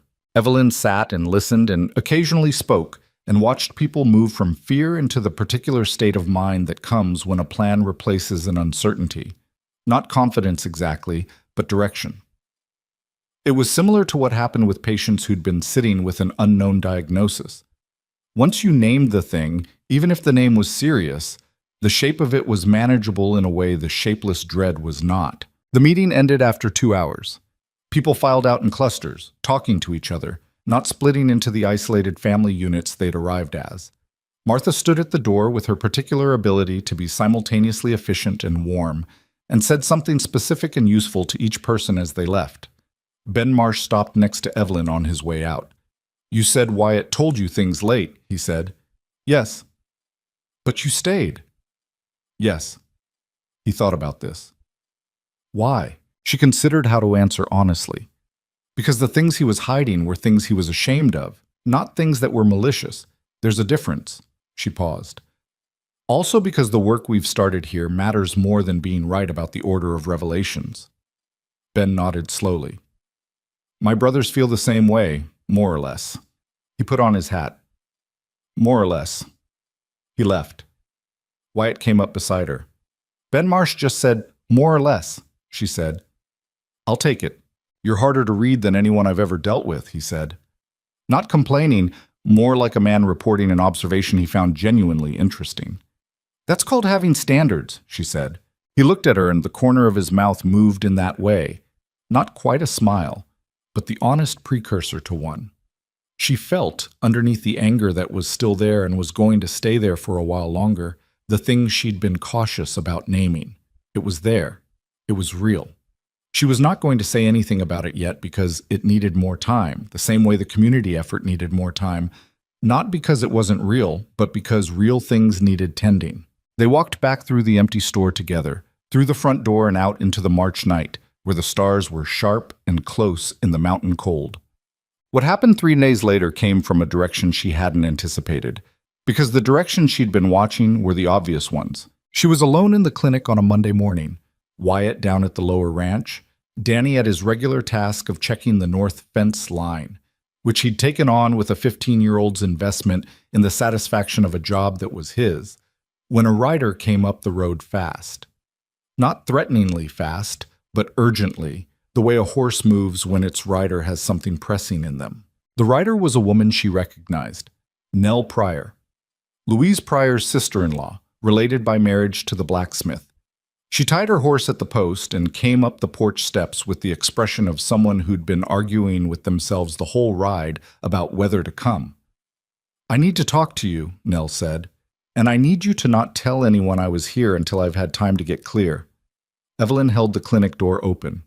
"Come in." Nell Pryor was married to a man who worked adjacent to Blackwell's operation. Not directly for Blackwell, but in the way of a man who did surveying work that occasionally included Blackwell's properties, who heard things in the course of that work. She sat in the patient chair and folded her hands, and did not meet Evelyn's eyes for the first 30 seconds. "My husband told me something last week," she said. "He didn't mean to. We were arguing about something else, and it came out." She looked up. "He's done survey work for Blackwell's man Pryor. My husband's name is Reuben. He's no relation to Pryor, just the same name, which has been inconvenient. And 2 weeks ago, he was asked to do a survey near the old Ridley mining settlement, southeast of here, abandoned for years." Evelyn was still. "Someone's been using it," Nell said. "Not miners. Pryor's men have been out there twice in the past month. Reuben said the settlement has 3 intact structures and a clear sight line to the main mountain road and the south road." She looked at Evelyn directly. "He said the men who were there were not surveyors." "What were they?" Nell was quiet for a moment. "Reuben said they were armed, not concealed armed like most men in the territory. Prepared armed." She pressed her folded hands against her lap. "He asked what the survey was for, and Pryor's man said road assessment. But Reuben's been doing survey work for 15 years, and nobody does road assessment for an abandoned mining settlement." The clinic was very quiet. Outside, a wind moved through the pines. "When did he see this?" Evelyn said. 2 weeks ago.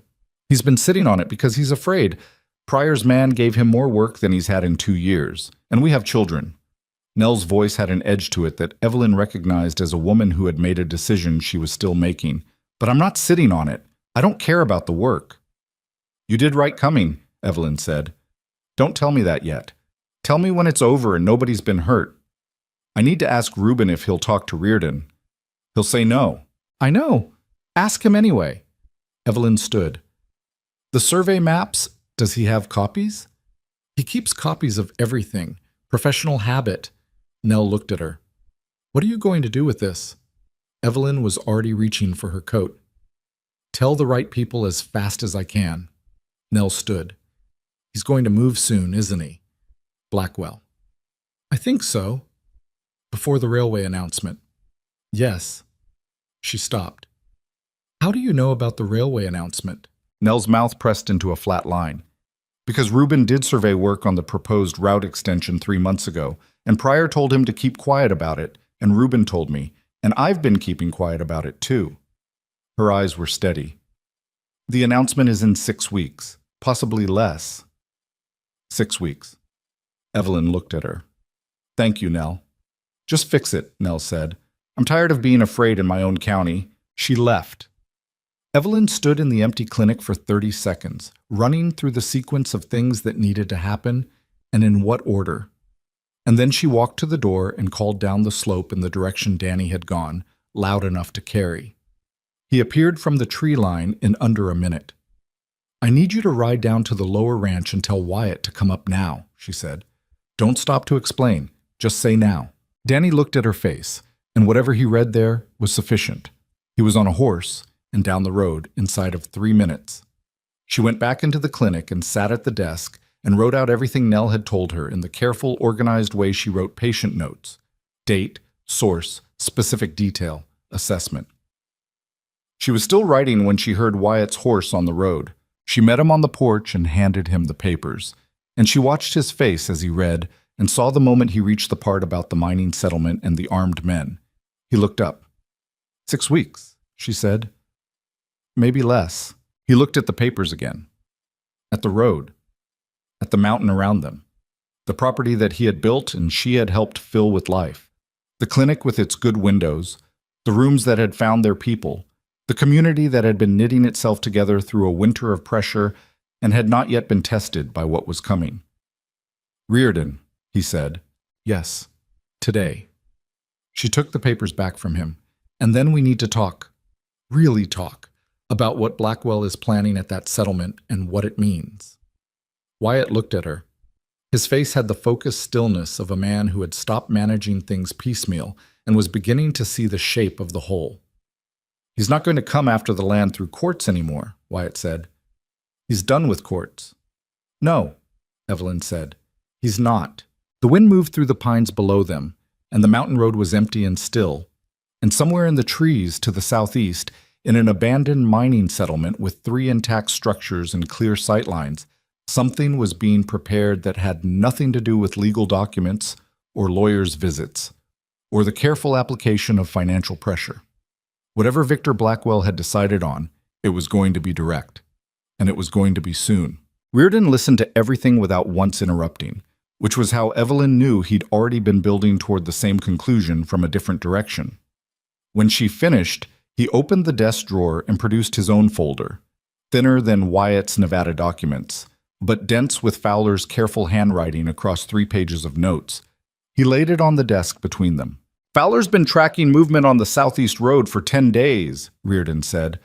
3 separate occasions, after dark, wagons without markings going out toward the Ridley settlement and not coming back the same night." He tapped the folder. "I didn't have enough to act on. I had enough to be concerned." "You have enough now," Wyatt said. "I have a second source and a timeline." Reardon looked at him steadily. 6 weeks on the railway announcement. That's tighter than I thought. He leaned back. "Here's my problem. My jurisdiction covers this county, but Blackwell's operation is structured across 3 states. Anything I do here, he has lawyers in 2 other jurisdictions ready to challenge. If I move too early and it doesn't hold, he walks and we've burned our position. And if you move too late," Evelyn said. Reardon looked at her. "Then people get hurt and the legal case is stronger, but the damage is done." He closed the folder. "I've already sent a wire to the Territorial Marshal's office. I need a federal presence on this before I can move on the settlement directly. That takes time." "How much time?" Wyatt said. 4 days minimum. A week is more realistic." "We may not have a week." "I know." Reardon stood up. "Which is why you're both going to go home tonight and stay visible on your property and not do anything that gives Blackwell a reason to accelerate his timeline." He looked at Wyatt with the direct gravity of a man who needed to be understood precisely. "That means you don't go near the Ridley settlement. You don't send anyone near it. You let me work." Wyatt held his look. "And the Valley families? Tell them to document everything and stay in contact with my office. Same as before. No confrontations, no gestures that look like provocation." He paused. "Sterling? I mean this. You go near that settlement before I have federal support, and Blackwell will use it. He'll make you the aggressor. Don't give him that." Wyatt said nothing for a moment. Then, "All right." Evelyn watched him say it and noted that it had the quality of a commitment made under real restraint. Not comfortable, but real. They rode back up the mountain in the early evening, the light coming sideways through the pines in the long march way, and neither of them spoke much until they reached the property. Danny had made a rough attempt at dinner, which was slightly burned on one side and genuinely decent on the other, and they ate it at the kitchen table while the boy watched them both with the attentiveness of someone who'd learned to read adult silence as information. Evelyn gave him the easier version of what was happening, enough to explain the tension without loading him with specifics he couldn't act on. "So we wait," Danny said. "We wait," Evelyn agreed. He looked at the table. Then, with the particular bluntness of young people who haven't yet learned to dress up hard observations, "Waiting's the worst part. My uncle used to say patience was a virtue, but he was just saying it so I'd stop asking questions." Wyatt looked at him. "Smart kid," he said. "I know," Danny said, and went back to eating. The waiting had a texture to it. That was the thing about waiting when something real was coming. It wasn't empty. It was full of small decisions and careful observations and the management of everyone's fraying nerves, including your own. Evelyn kept the clinic running. Patients still came up the mountain road, more than before, which she took as evidence that the community trust built over winter was holding, at least for now. She treated what came through the door, and she kept her notes, and she watched the south road from the north window between appointments. Wyatt rode the property line twice daily, which was more than necessary, and they both knew it. But she didn't tell him to stop because the movement was doing something for him that stillness wouldn't. He sent his foreman down to the lower ranch and kept his own presence on the mountain property, which was where he needed to be. On the second day of waiting, Martha Garfield sent word up through Ben Marsh that the Copper Ridge Saloon, the Ironwood, had 2 men in it she didn't recognize, sitting at separate tables, drinking slowly and watching the door. Ben had gone in for a glass and noted the detail with the attentiveness of a man who'd been paying attention since February. On the third day, Reardon sent a note. The territorial marshal had responded, was sending 2 deputies, arriving in Copper Ridge by Friday. 3 more days. On the evening of the 3rd day, Evelyn was in the clinic after dark finishing her notes when she heard the sound that cut through the quiet in a way that made her stop writing and lift her head. It was a horse, moving fast. Not on the mountain road, on the south trail, the less used one that came in through the back of the property. She was at the window in 3 steps. The rider was coming hard.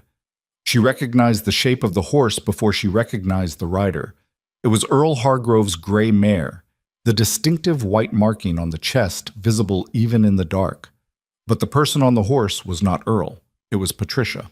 Evelyn was out the clinic door and across the yard before Patricia had fully pulled up. The woman was white-faced and breathing hard, and she got down from the horse with the urgency of someone who had been moving through fear for miles. "They took him," Patricia said. Evelyn caught her arm. "Who?" "Tell me exactly." "Earl. He went out to check the east fence this afternoon. We've had trouble out there, you know that. And he didn't come back for dinner. I waited an hour, then I went out and found his horse tied at the fence post and his hat on the ground." She was holding herself very still in the way of someone who has been allowing themselves to fall apart and is stopping it by force. There was a note. In the hat. "Do you have it?" Patricia pulled it from her coat pocket. A folded piece of paper torn from something larger. The writing was blunt and unadorned. "Sterling comes to Ridley Settlement alone. Tonight. Or the man stays." Evelyn read it twice. Her mind went through several things very fast. The deliberateness of it, the timing, the specific demand, alone, tonight, before Reardon's federal deputies arrived on Friday. "Stay here," she told Patricia. "Go in the kitchen. Danny's inside." She ran to the north fence. Wyatt read the note in the lamplight, and his face went through something she'd only seen traces of before. Not the managed exterior, not the careful control, but the thing underneath it, the one built from loss and the particular fury of a man who'd watched helpless once and had decided never to be helpless again. It moved across his face, and then it settled into something colder and more deliberate, which was in some ways more frightening. "He planned this specifically," Wyatt said. "Yes. He waited until Reardon's deputies weren't here yet. He's been watching our movements closely enough to know the gap." She kept her voice level.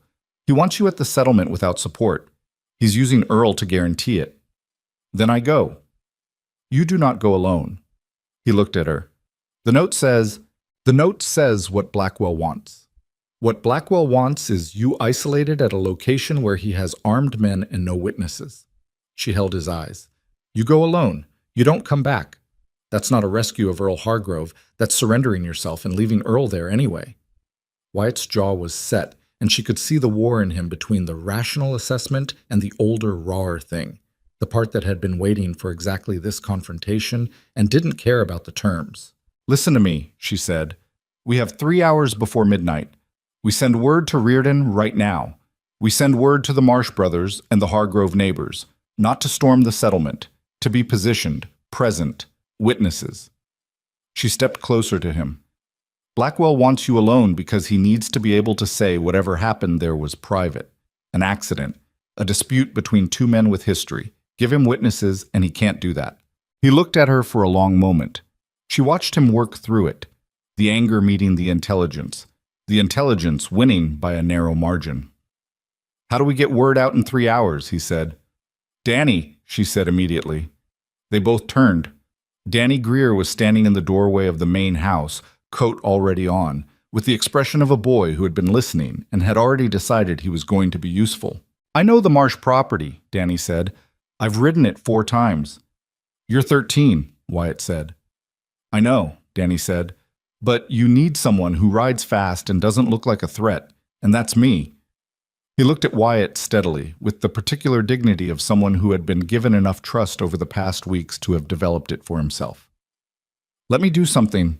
Wyatt looked at Evelyn. "He's right," she said. "Send him to the Marsh brothers. I'll write the note for Reardon myself and write it down." "You're not riding alone to—" "Wyatt." She said it with enough edge to cut through the protectiveness. "We don't have time to argue about who's capable of what. We split the tasks and we move. That's the only thing that helps Earl Hargrove tonight." He closed his eyes for half a second, opened them. "Danny, you know the back route to Marshland?" Yes, sir. Don't use the main road. Go through the lower Aspen stand. Come out at the creek crossing. Don't stop for anyone you don't recognize. Yes, sir. Evelyn was already writing the note for Reardon. Short, specific, the location, the hostage situation, the demand, the timeline. She sealed it and handed it to Wyatt, who folded it and handed it to Danny with the address. Danny took it, tucked it inside his coat, and was on a horse and moving into the dark inside of 4 minutes. They watched him go. He's going to be all right, Evelyn said to herself as much as to Wyatt. He's going to be fine, Wyatt said, but she could hear in it the prayer of a man who had lost a son and was now watching a boy ride into the dark on his behalf. Reardon arrived at the mountain property at 10:30 with Fowler and 2 men she didn't know. Not the federal deputies, who weren't due until Friday, but 2 ranchers he'd apparently deputized on the ride up. Men with enough standing to give the operation some weight. He read Evelyn's note and then asked Wyatt 3 questions in rapid succession about the Ridley settlement's layout, the structures, the access points, the sight lines Reuben Pryor had described. Wyatt answered from memory, with the specificity of a man who had spent 3 days thinking about exactly this location. Here's what we can do, Reardon said. I can position people at 3 approach points to the settlement, not inside. I don't have the authority to breach the structures without a warrant, and I won't get a warrant tonight. But I can put men where they're visible, where Blackwell's people know they're there. He looked at Wyatt. Which changes the calculation inside. He can't do anything that happens in front of witnesses without it coming back on him. Earl Hargrove is inside one of those structures, Wyatt said. I know. Reardon held his look. And the best way to get Hargrove out is to make sure Blackwell understands his situation has changed. He wanted you isolated. He's not going to get that. He paused. But I need you to let me position my men first. Give me 45 minutes. Wyatt looked at the clock on the kitchen wall. 11:15. 45 minutes, he said. Then you ride in. Reardon put his hat on. With me. The note said alone. The note said what he wanted. You said your wife explained the problem with giving him what he wants. Wyatt looked at Evelyn. Something passed between them that didn't need words. 45 minutes, he said again. Reardon left with his men.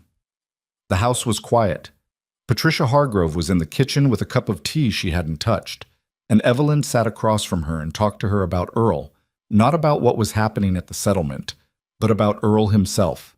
The specific small facts of a man that existed regardless of the night's outcome. How he'd told Evelyn the first time he brought Patricia to the clinic that his wife was the best diagnostician in the valley and didn't need a real doctor for anything that mattered. How he'd shown up at the mountain property in November with a load of timber he said was leftover from his barn repairs and left it stacked neatly without asking for anything. Patricia listened and her hands stopped shaking, gradually, the way hands do when someone is present with you. At midnight, Wyatt came to the clinic door.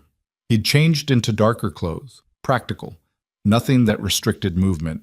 He had a rifle and a sidearm and the expression of a man who had finished being afraid and was now purely focused. I'm coming to the settlement, Evelyn said. I know. He said it without argument, which told her he'd already done the argument in his head and arrived at the same place she had. Stay with Reardon's position. Don't come into the settlement unless I signal or unless something goes wrong. Define something going wrong. You'll know. They rode out together into the March night, down the mountain road, and then southeast on the rougher track toward the Ridley settlement, where the abandoned mining building stood dark against the stars, and whatever Victor Blackwell had arranged was waiting in the structures that Reuben Pryor had surveyed and armed men had occupied, and no one had gone near for years. The Ridley settlement was 3 buildings and a collapsed shaft house, set in a flat depression between 2 rock outcroppings that had been chosen decades ago for the same reason Blackwell's man had chosen it now. It was sheltered, visible from the inside, and there was only one practical approach road. Reardon had positioned his men at the 2 secondary approaches. When Wyatt and Evelyn arrived at the main road position, she could see the shapes of Reardon's deputies in the darkness to the east. Not hidden, deliberately visible. Blackwell's men inside would be able to see them. Reardon met them at the road. 2 men came out about 20 minutes ago, he said, low. Looked at us, went back inside. They know we're here. Earl? Wyatt said. No movement from the east structure. That's where I'd hold a man if I were holding one. He looked at Wyatt. You ready? Wyatt checked his rifle. Yes. Remember what I said. This ends with Hargrove walking out of that building and Blackwell on a horse heading back to wherever he came from. That's the outcome. That's one outcome, Wyatt said. Reardon looked at him hard. That's the only one I'm authorizing. A pause. All right. Wyatt rode forward into the open approach to the settlement at a pace that was not rushing and not cautious. The pace of a man who had decided and was acting on it. Evelyn watched from the position, her hand on her own horse's neck, feeling the animal's tension under her palm. The door of the main building opened. Victor Blackwell was not what she'd constructed in her imagination over the months of his name appearing at the edges of everything. She'd built him large somehow, outsized, the way threats tend to become when you've only encountered them through their effects. What came through the door of the Ridley Settlement main building was a man of medium build and perhaps 60 years, neat even at midnight in a difficult location, with the careful self-presentation of someone who had spent a lifetime ensuring that his appearance communicated control.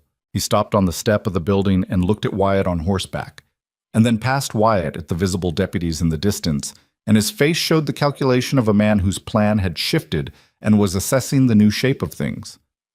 "I said alone," Blackwell said. "You said a lot of things over the past year," Wyatt said. "I stopped taking them at face value." Blackwell looked at the deputies again. "You brought a lawman. I brought a sheriff. There's a distinction." Wyatt dismounted, which was a deliberate choice, taking himself off the height advantage, putting himself on the same ground. "Where's Hargrove?" "Mr. Hargrove is comfortable." "Bring him out." Blackwell looked at him. The look had the quality of a man who'd expected a different scene, who'd arranged for a private confrontation and was recalculating in real time. "We should talk first." "We can talk with Hargrove standing beside me." A long pause. Blackwell turned and said something through the door. Two men came out, and between them Earl Hargrove, disheveled, and with his hands tied in front of him but upright and apparently uninjured. When he saw Wyatt, his face showed several things in quick succession: relief, anger at the situation, and the particular exhausted dignity of a man who has been made helpless against his will and is determined not to show how much it cost him. "Cut his hands," Wyatt said. One of the men looked at Blackwell. Blackwell nodded. They cut the rope. Earl rubbed his wrists and came to stand beside Wyatt's horse. He didn't say anything. He didn't need to. "Now," Blackwell said, with the recovered composure of someone who'd decided to act as though the situation was still on his terms. "I think you and I have business, Sterling, long overdue." "We had business," Wyatt said. "A court settled it. A court settled the legal question. It didn't settle the rest." Blackwell stepped down from the building step, hands at his sides, his men visible behind him. "You cost me a significant investment. You understand that? Not just money. Years. You tried to steal what I'd built. The court agreed. The court agreed with the evidence you presented." Blackwell's voice was even, conversational almost, which was the most unsettling thing about it. "You've spent 11 years telling yourself you were the wronged party. That's a comfortable story." He looked around at the valley darkness. "And now you're here, doing it again. Building your mountain estate, helping the settlers, positioning yourself as the man who protects the valley. Another good story. What I'm doing here isn't a story." "Then why didn't you tell those families who you were, what you'd owned, what connected you to their land?" Blackwell tilted his head slightly. "Because you knew it would look like what it is, a man who once held this land and lost it, coming back for it under different cover." Wyatt was quiet for a moment. The night was cold and still. Evelyn, from her position on the road, could see both of them clearly. Wyatt standing and Blackwell talking with the deliberate patience of someone who believed words were his real weapon. "I didn't tell them because I handled it wrong," Wyatt said. "I told them that myself. In a room full of people, 3 weeks ago." He met Blackwell's eyes across the distance. "You don't get to use my mistakes as though you don't have a folder full of your own." "My mistakes," Blackwell said, "never included pretending to be something I wasn't." "You sent a man up a mountain following a 13-year-old boy," Wyatt said.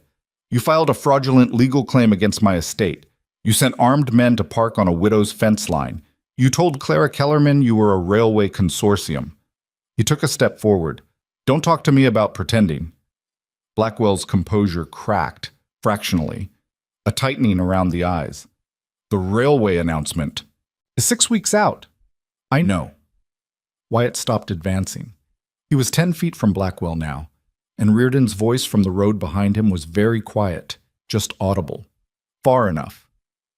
I also know that you've been operating Alderman Basin Development as a shell without disclosed assets, which is something my attorney has already flagged to the Territorial Commerce Office. He watched Blackwell's face. And I know that what's been happening at this settlement, armed men, no permits, activities on land you don't hold title to, is something Sheriff Reardon has been documenting for 10 days. Blackwell was very still.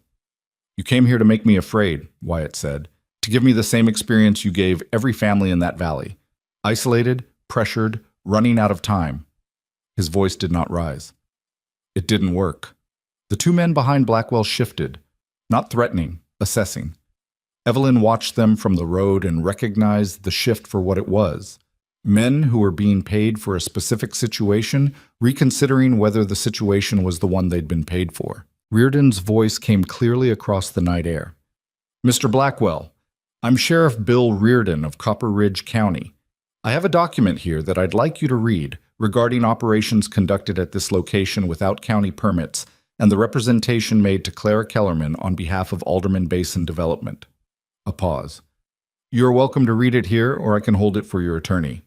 Your choice. Blackwell looked from Wyatt to Reardon and back. The recalculation on his face was visible. The private confrontation he'd planned against the thing that had assembled instead, the witnesses, the documentation, the sheriff standing in the road with paperwork. He had spent months moving pieces into position for a particular endgame, and the board had changed. He looked at Wyatt for a long moment. This isn't over, he said. No, Wyatt agreed. But this part is. Blackwell looked at his men, the slight tilt of a head that was instruction enough. He walked to his horse, which was tied at the side of the building, and he mounted without haste, with the preserved dignity of a man who was going to need to believe this was a tactical retreat rather than a defeat. His men followed. They rode east, away from the road, into the dark. Reardon watched them go and then walked forward with Fowler. Earl Hargrove sat down on the step of the building he'd been held in. Not collapsed, just finally allowing his legs to do what they'd apparently been wanting to do for hours. He put his elbows on his knees and his face in his hands for a moment, and then he looked up. Patricia, he said. At the mountain property, Evelyn said from the road, where she'd finally moved forward when Blackwell's men left. She's fine. Earl looked at her and then at Wyatt. They weren't going to hurt me, he said. I don't think. They just held me, waiting. He shook his head. What kind of man does this overland? No one had a good answer to that. Reardon was already talking to Fowler about the documentation. One of the deputized ranchers was going through the main building, cataloging what was there. Wyatt stood in the flat clearing of the abandoned settlement and looked at the dark sky and breathed. Evelyn came up beside him. You didn't go for him, she said. No. Reardon told you not to. Yes. He was quiet for a moment. Also, you would have been correct that it was wrong, and I had enough left in me to remember that.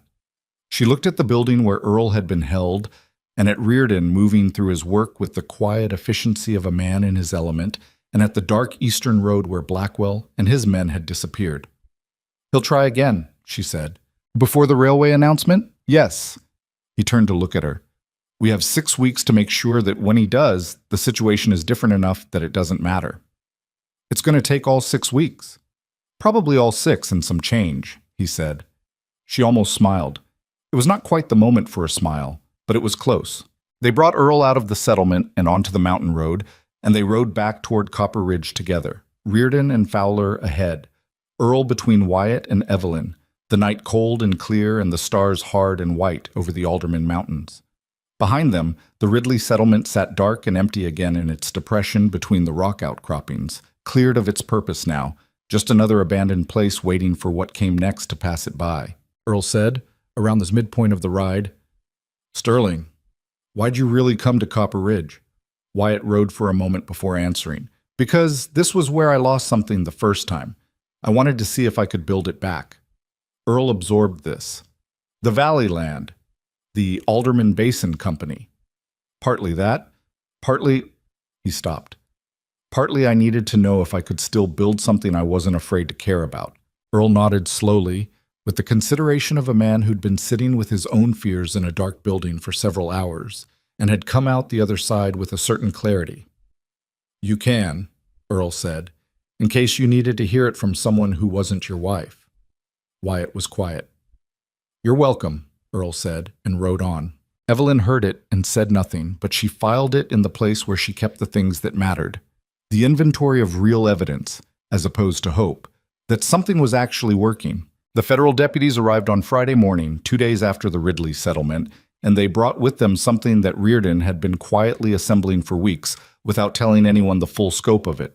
A package of documentation that went considerably beyond the county-level complaints Evelyn had known about. Deputy Marshal Ira Cole, no relation to Blackwell's man of the same name, a coincidence that briefly startled her, sat in Reardon's office and laid out the territorial case against Victor Blackwell with the measured pace of someone who had been building it carefully and wanted it understood correctly. The misrepresentation to Clara Kellerman was the smallest piece.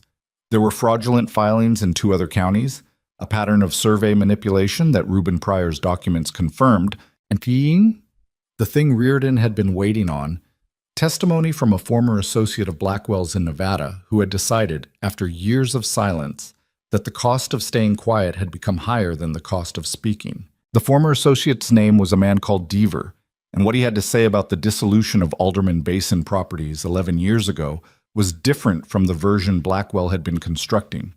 Deaver confirmed that Blackwell had falsified the company's internal accounts before approaching Wyatt with the buyout offer, that the underperformance he'd cited was manufactured, that the intent from the beginning had been to acquire Wyatt's stake at a fraction of its value and then sell the land at profit once the original partner was out. Wyatt sat in Reardon's office and listened to this and said nothing for a long moment after Cole finished.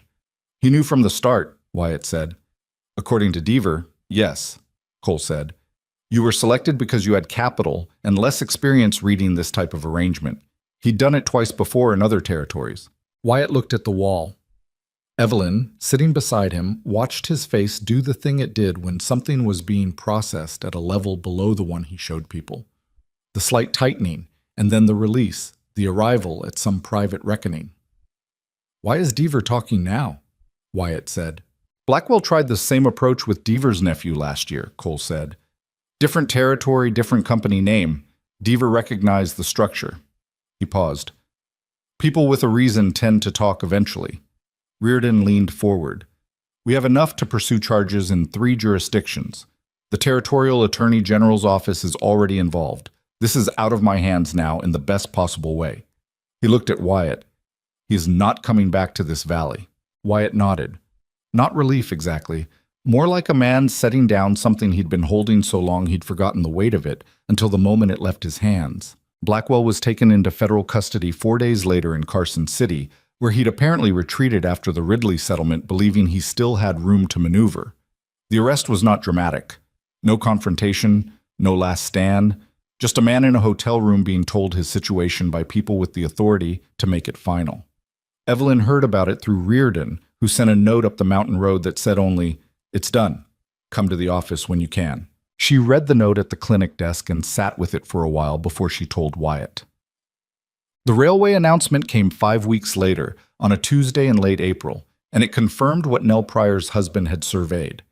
The line would extend through the Copper Ridge Valley, with a depot planned for the north end of town. Land values would rise, commerce would follow, the territory was going to change in the specific irreversible way that rail lines changed places. Wyatt had known this was coming, had structured his valley investments accordingly, and had spent the weeks between Blackwell's arrest and the announcement doing something that Evelyn observed with a quiet attention she didn't fully name until later. He was not positioning himself to profit from the announcement. He was using the window before it to transfer several properties, not to sell them upward, but to formalize ownership for the families who'd been holding them precariously. Legal fees paid, title searches completed, documents filed, the Hargroves, the Marsh brothers, the Kellermans, several others. Ben Marsh found out on a Wednesday and came up the mountain road without sending word first, which was how Evelyn knew it was the kind of thing a person needed to say in person. She was in the clinic when she heard the voices in the yard, Ben's and Wyatt's, and the quality of Ben's voice that was not the voice he used for ordinary business. She stayed in the clinic. This one was not hers to be part of. Later, Wyatt came in and stood in the clinic doorway and looked slightly wrung out in the way of a man who'd been through an unexpectedly emotional conversation and wasn't sure what to do with it. Ben cried, he said. He sounded genuinely surprised by this. Ben has 3 brothers and aging parents and a farm he almost lost twice in the last year, Evelyn said, without looking up from what she was writing. Of course he cried. A pause. He said thank you about 7 times. What did you say? I told him to stop. He shifted in the doorway. It felt wrong, taking thanks for something that should have been straightforward. She did look up then. It being straightforward doesn't make it easy. Those are different things. She held his look. Let people thank you, Wyatt. It's not weakness to receive something. He looked at the floor. It's harder than giving. Most things worth doing are. He was quiet for a moment, then Danny passed his fence inspection. She blinked at the change of subject, then understood it. He needed to move to something else. I know. He told me at breakfast, twice. He's going to be insufferable about it. He's 15. He's entitled. Wyatt almost smiled. She watched it happen and felt the thing she'd been cautious about naming move in her chest. The same thing that had been growing all winter and spring, slow and resistant to being hurried, the way real things grew. She still hadn't said it directly. Neither had he. They'd been living inside it for months without naming it, the way you can know the shape of a room in the dark without needing to turn on the light. She thought, soon, but not quite yet. The thing about Blackwell's absence, about the cessation of the pressure that had defined the valley's winter, was that it didn't produce immediate ease. That was something Evelyn hadn't entirely anticipated. Fear, when it's been consistent enough for long enough, becomes a habit of attention. People kept documentation that no longer strictly needed documenting. Earl Hargrove rode his fence line twice a day for 3 weeks after the arrest, before Patricia finally told him it was all right to stop. The Kellerman family took 2 months before they stopped looking at strangers in town with the particular wariness they'd developed. Evelyn noticed this in her patients, in the Valley families she'd come to know well, in herself. The slow process of letting the vigilance go, not all at once but gradually, the way muscles release after sustained tension. It didn't happen because someone declared it safe. It happened because enough days passed without the expected threat, and eventually the body and the mind started to believe what the facts were saying. She had her own version of it. The anger at Wyatt for the withheld information, the Alderman Basin history, the reasons for coming to Copper Ridge, had not evaporated cleanly the way she might have preferred. It had faded the way winter faded in the mountains, slowly, with reversals, cold days appearing long after you thought the season had turned. There were evenings in March and April when she'd said less than she might have, when the shape of what he'd kept from her had moved back into the room between them, and she'd needed to sit with it again before it settled. He'd let her do that. He hadn't pushed for resolution or asked if they were all right. He'd stayed present and let the time pass and trusted that she was working through it rather than away from it. She'd noted this at the time and filed it. Evidence of a man who'd learned something, slowly, about the difference between solving things and allowing them. In May, she told him. It was an ordinary evening. Dinner, the kitchen table, Danny doing something with a piece of rope at the far end, trying to learn a knot that one of the ranch hands had shown him. The mountains were still snow-capped above the tree line, but the meadow was greening and the aspens were leafing out, and the quality of the evening light was the particular gold of high country spring that she had come to understand was one of the best things about living on this mountain. She waited until Danny took his rope project to his room, and then she looked at Wyatt across the table. I want to say something, she said. He put down his coffee. I've been angry at you, she said. You know that. I'm not going to apologize for it because I wasn't wrong to be. The things you kept from me made the situation more dangerous for people I care about, and they cost us time we didn't have. She held his look. And I understand now why you kept them, not as an excuse, as a fact. You learned to manage things alone because trusting people had cost you everything once. That's not a character flaw. It's a scar. She paused. But I needed you to know that I saw both parts, the mistake and the reason. I'm not holding on to one without the other. He was very still across the table. I'm also not going anywhere, she said, in case that was still uncertain. He looked at her for a long moment. Something in his face had opened. Not dramatically, not the theatrical release of a man in a story, but the quiet shift of someone who has been waiting for a verdict and has finally heard it. I know I did it wrong, he said. Yes. I do it differently now. I know. She picked up her coffee. That's why we're still sitting at this table. He reached across the table and put his hand over hers. She let him. His hand was large and work-roughened and warm, and she looked down at it for a moment, at the two hands together on the kitchen table in the spring evening light, and thought that this was not the life she'd planned when she came west after Thomas died, and not the life she'd imagined when she agreed to look at a piece of mountain land with a wealthy rancher who'd walked into her clinic in September. It was something she hadn't had a category for, which was maybe the only kind of thing worth finding. She turned her hand over and held his. They sat like that for a while, with the mountain evening coming in through the window, and the sound of Danny in his room, trying and failing and trying again with the knot, and the ordinary sounds of a house that had filled up with life in ways neither of them had entirely planned. Summer came to the Alderman Mountains with the specific generosity of high-altitude summers, short, intense, astonishing. The meadow above the house went from green to full bloom inside of 3 weeks, wildflowers in colors that seemed unreasonable after the long gray winter, and the mountain air held a clarity that made the valley below look like something from a painting rather than a place where real things had happened to real people. The clinic was busy. Word had spread, as Evelyn had always known it would if she had the right facility. Not through advertising, which she didn't do, but through the specific network of people who had been helped and told someone who hadn't been yet. She was seeing 3 times the patient load she'd managed in the Copper Ridge Clinic, which was both gratifying and exhausting, and she began sometime in July to think seriously about whether she could train someone. She raised it at dinner one evening. I need an assistant, she said. Not a nurse exactly. More someone I can train in the practical things. The things I do that don't require a medical degree. She looked at Wyatt. Someone who's already here and has shown an aptitude for careful work. Wyatt set down his fork and looked at Danny, who had stopped eating and was sitting very still in the particular way of someone trying not to react to something in case reacting ruined it. Danny? Wyatt said. She's talking about you. I know, Danny said. Then, really? You have good hands, Evelyn said, and you pay attention. Those are the 2 things I can't teach. She picked up her fork. I can teach the rest. Danny looked at his plate. His jaw worked slightly. He was 16 now and had been on the mountain property for over a year and had grown 3 inches since February and developed the beginning of an authority about him. Not arrogance, something more earned, the confidence of a person who has been trusted with real things and has not dropped them. He was still the boy who'd arrived up the mountain road cold and wary and hungry, but that boy was becoming something, the way boys did when they were given enough room. Okay, he said, carefully, meaning considerably more than the word. Good, Evelyn said. We start Monday.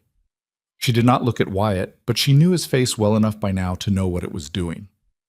In September, almost exactly a year after Wyatt had walked into her Copper Ridge Clinic on a Tuesday evening with mud on his boots, Evelyn sat on the porch of the mountain house in the early morning and looked at the valley below and tried to account for what had happened. It was not a tidy accounting. The year had been hard in specific ways she hadn't anticipated and had given her things she hadn't known to want. She had been angry and afraid and occasionally uncertain in ways she'd never admitted to anyone but herself. She had also built something, not just the clinic, not just the household routines and the patient records and the practical architecture of a working life shared with another person. Something less tangible and more durable. Wyatt came out with 2 cups of coffee and sat beside her. The valley was already touched by early autumn. The aspens turning at the lower elevations, the quality of the morning light shifting back toward the long, low angle that meant summer was finishing its business. In the town below, she could see the railway depot under construction, the framework of it rising from the north end of Copper Ridge, like a promise the territory had finally decided to keep. It would change the town. It was already changing it. New families moving in, surveyors and construction workers, and the advance parties of commerce that always preceded the main event. The Copper Ridge that existed by the following spring would be different from the one she'd known, larger, noisier, more complicated. Some of that would be good. Some of it would require watching. "Earl told me something yesterday," Wyatt said. "What?" "He said the Valley families are talking about forming a land cooperative, collective bargaining with the railway on depot placement and service terms. Earl's been the one organizing it." He paused. "He said he got the idea from watching how February's meeting worked." Evelyn looked at the Valley. "Earl Hargrove organizing a cooperative," she said. "I know. 6 months ago he was afraid to answer his own door." "People change," Wyatt said. "Given enough reason." She thought about that. About Earl and Ben Marsh unfolding his arms in the back room of Martha Garfield's store, and Clara Kellerman making her formal statement to Reardon with her hands steady on the table. About Patricia Hargrove riding a horse alone in the dark because her husband was missing and she needed to do something. About Nell Pryor making a choice she couldn't take back and then sitting in the clinic patient chair and saying, "Just fix it. I'm tired of being afraid in my own county." About Danny, who had arrived with almost nothing and was becoming someone with something. About herself, if she was honest, which she usually was eventually, when she finished being proud long enough to see clearly. She had changed too, not into someone different, but into a fuller version of what she'd already been, the way a room becomes itself when you fill it with the right light. The work she'd wanted to do properly was the work she was now doing. The life she'd been living carefully, at a reduced scale, afraid to want too much after too much loss, had expanded into something that had room in it. She hadn't expected that. She had expected the practical arrangement, and the reasonable partnership, and the decent life. She had not expected to find, in the specific dailiness of building something with another imperfect person, a kind of warmth she'd stopped believing was available to her. She thought about something she'd never said aloud, had turned over many times in private and had not found the right moment for, partly because she was genuinely cautious about the words, and partly because saying certain things made them irrevocable, and she had learned to be careful with irrevocable things. "Wyatt," she said. "Yeah." She looked at the Valley for another moment. "I know we agreed to a year to decide." "I remember." "The year is almost up." He was quiet. The morning light moved across the meadow below them, slow and golden. "I don't need more time," she said. "I wanted you to know that." He turned to look at her. She looked back at him. This man with his scars and his particular stubbornness and his habit of carrying too much alone and his genuine, unperformable care for the people in his orbit. This man who had built rooms for children before he knew who would fill them and had sat in a kitchen with a suspicious boy and asked him to come look at something on the fence without making anything of it. "Neither do I," he said. It was not a dramatic declaration. It was two people sitting on a porch with their morning coffee, telling each other a true thing. That was just as she had come to understand what most of the important moments actually looked like. Not the scenes you planned for, the ordinary ones that turned out to be more than ordinary. She leaned her shoulder against his. He did not move away. 3 years after that September morning, the mountain property had become what Wyatt had built the extra rooms for. 2 of those rooms held children. Mara, who was 9 and had come to them through the county in the hard winter of the second year, and Joseph, 7, Mara's younger brother, who had been 3 hours behind her on the paperwork and had arrived at the mountain property with a cloth bag containing a book and a broken toy horse he refused to discard. Both children were noisy, occasionally impossible, and had taken to the mountain life with the adaptability of people who've learned to make the best of where they are. Danny, at 18, was Evelyn's full clinic assistant and was corresponding with a medical college in the East that had, in the years since the war, begun admitting students regardless of their prior formal education, provided they could demonstrate adequate preparation. He could. Evelyn had seen to that with the same thoroughness she brought to everything. He was saving money and reading everything she put in front of him, and she expected him to leave inside of 2 years, and she planned to write him a recommendation that would be the finest piece of writing she had ever produced. She had told him this. He had told her she was being excessive. She had told him to let people do things for him, which was advice she'd given before, in this kitchen, about this exact quality, and he'd looked at her the way he always did when she reflected something back that he'd heard come from her own life. which was with the particular unsettled recognition of a young person discovering that adults had been where they were. The clinic had expanded. A second examination room, a small waiting area with actual chairs, a medicine storage space that met the standards Evelyn had been working toward since she'd taken over from Halstead a decade earlier. There was talk in Copper Ridge, now that the railway had come and the town was growing, of establishing a proper hospital. Reardon had brought it up at a town meeting. Several of the newer commercial families had offered funding. Evelyn was on the planning committee, which she had not sought and had accepted because the work mattered more than her preference for quieter rooms. She was 38 years old and had more patients than she could see in a week, and a waiting list that would have scandalized her former self, the one running a 2-room clinic on the south end of Main Street with 3-year-old supplies and a roof that needed replacing. She was tired frequently and satisfied in a way that tired people are when the exhaustion comes from something worth being exhausted by. On the 4th anniversary of Wyatt walking through her clinic door, she hadn't planned to mark it, but it arrived with the specific weight of days that have turned into something. She found him at the north fence in the late afternoon, doing the maintenance work he still insisted on doing himself because there were things he needed to do with his hands. She brought him a cup of cold water, which was what a person needed in October when the fence work was physical, and she stood beside him while he drank it and looked at the land they'd built into something. The valley below was different from the one she'd come to 8 years ago. The railway depot was finished and busy. The town had grown by a third. Several of the families they'd helped through the drought years had expanded their operations, had hired workers themselves, had sent children to the school that now had 2 teachers instead of 1. The Hargroves had built a new barn. The Marsh brothers had bought the adjacent parcel they'd always wanted. Clara Kellerman's dairy had a regional reputation. None of this was a simple outcome. None of it had come without cost or difficulty or the specific weight of choices made under pressure with imperfect information. Earl Hargrove still rode his fence line more than he needed to. Ben Marsh still had the cautious eyes of someone who'd been squeezed hard enough to remember it. Evelyn still sometimes woke in the early hours with the residue of dreams that weren't nightmares exactly, but weren't restful either. The accumulated tension of a year spent building under threat, not entirely dissolved even 3 years later. The real things didn't dissolve. They became part of the material. She looked at Wyatt finishing his water, his hands that had built and worked and occasionally withheld things and had learned gradually to open. She thought about what she would say if someone asked her what the year had taught her. Not the practical things, not the clinic improvements and the legal strategies and the careful documentation, but the thing underneath all of it. She thought it was this, that people were not saved by what they had. She had watched a wealthy man's money do almost nothing for him until he stopped trying to use it as a substitute for presence, for honesty, for the willingness to stand in front of people he'd failed and say so plainly.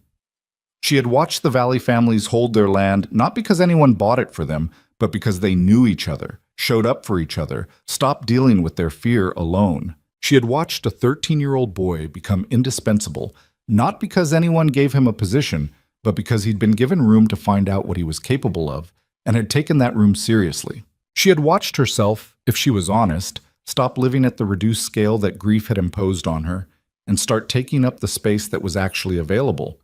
Not because the grief was gone, because it wasn't, but because she'd stopped letting it determine the perimeter of her life.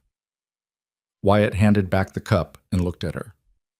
"What are you thinking?" he said. Something too long to say standing at a fence. He nodded. "Say it at dinner? Probably not. Some things are just for thinking." He looked at the valley for a moment. "You're not unhappy," he said. It was not a question. She looked at the valley too. The land they had not saved exactly, but had helped hold. The town that had grown into something larger than its fear. The mountains that had been here before any of them and would be here after. "No," she said. "I'm not unhappy." He went back to the fence. She stood for a moment longer in the October afternoon, with the cold coming off the mountains and the aspens throwing their yellow light and the sounds of children's voices from somewhere near the main house. Mara and Joseph in some argument that would resolve itself before dinner, the way their arguments always did, loudly and then suddenly not. She turned and walked back toward the house. Behind her, Wyatt's work sounds continued, steady, unhurried, the sound of a man who was exactly where he intended to be. She thought, This is what endures. Not the money, not the legal victories, not even the things built from timber and stone. The willingness to keep showing up, to tell the truth when it was difficult, to let people in when every instinct said to manage it alone, to build rooms before you know who will fill them, because the act of building is itself a form of faith in what's possible, not the faith of certainty.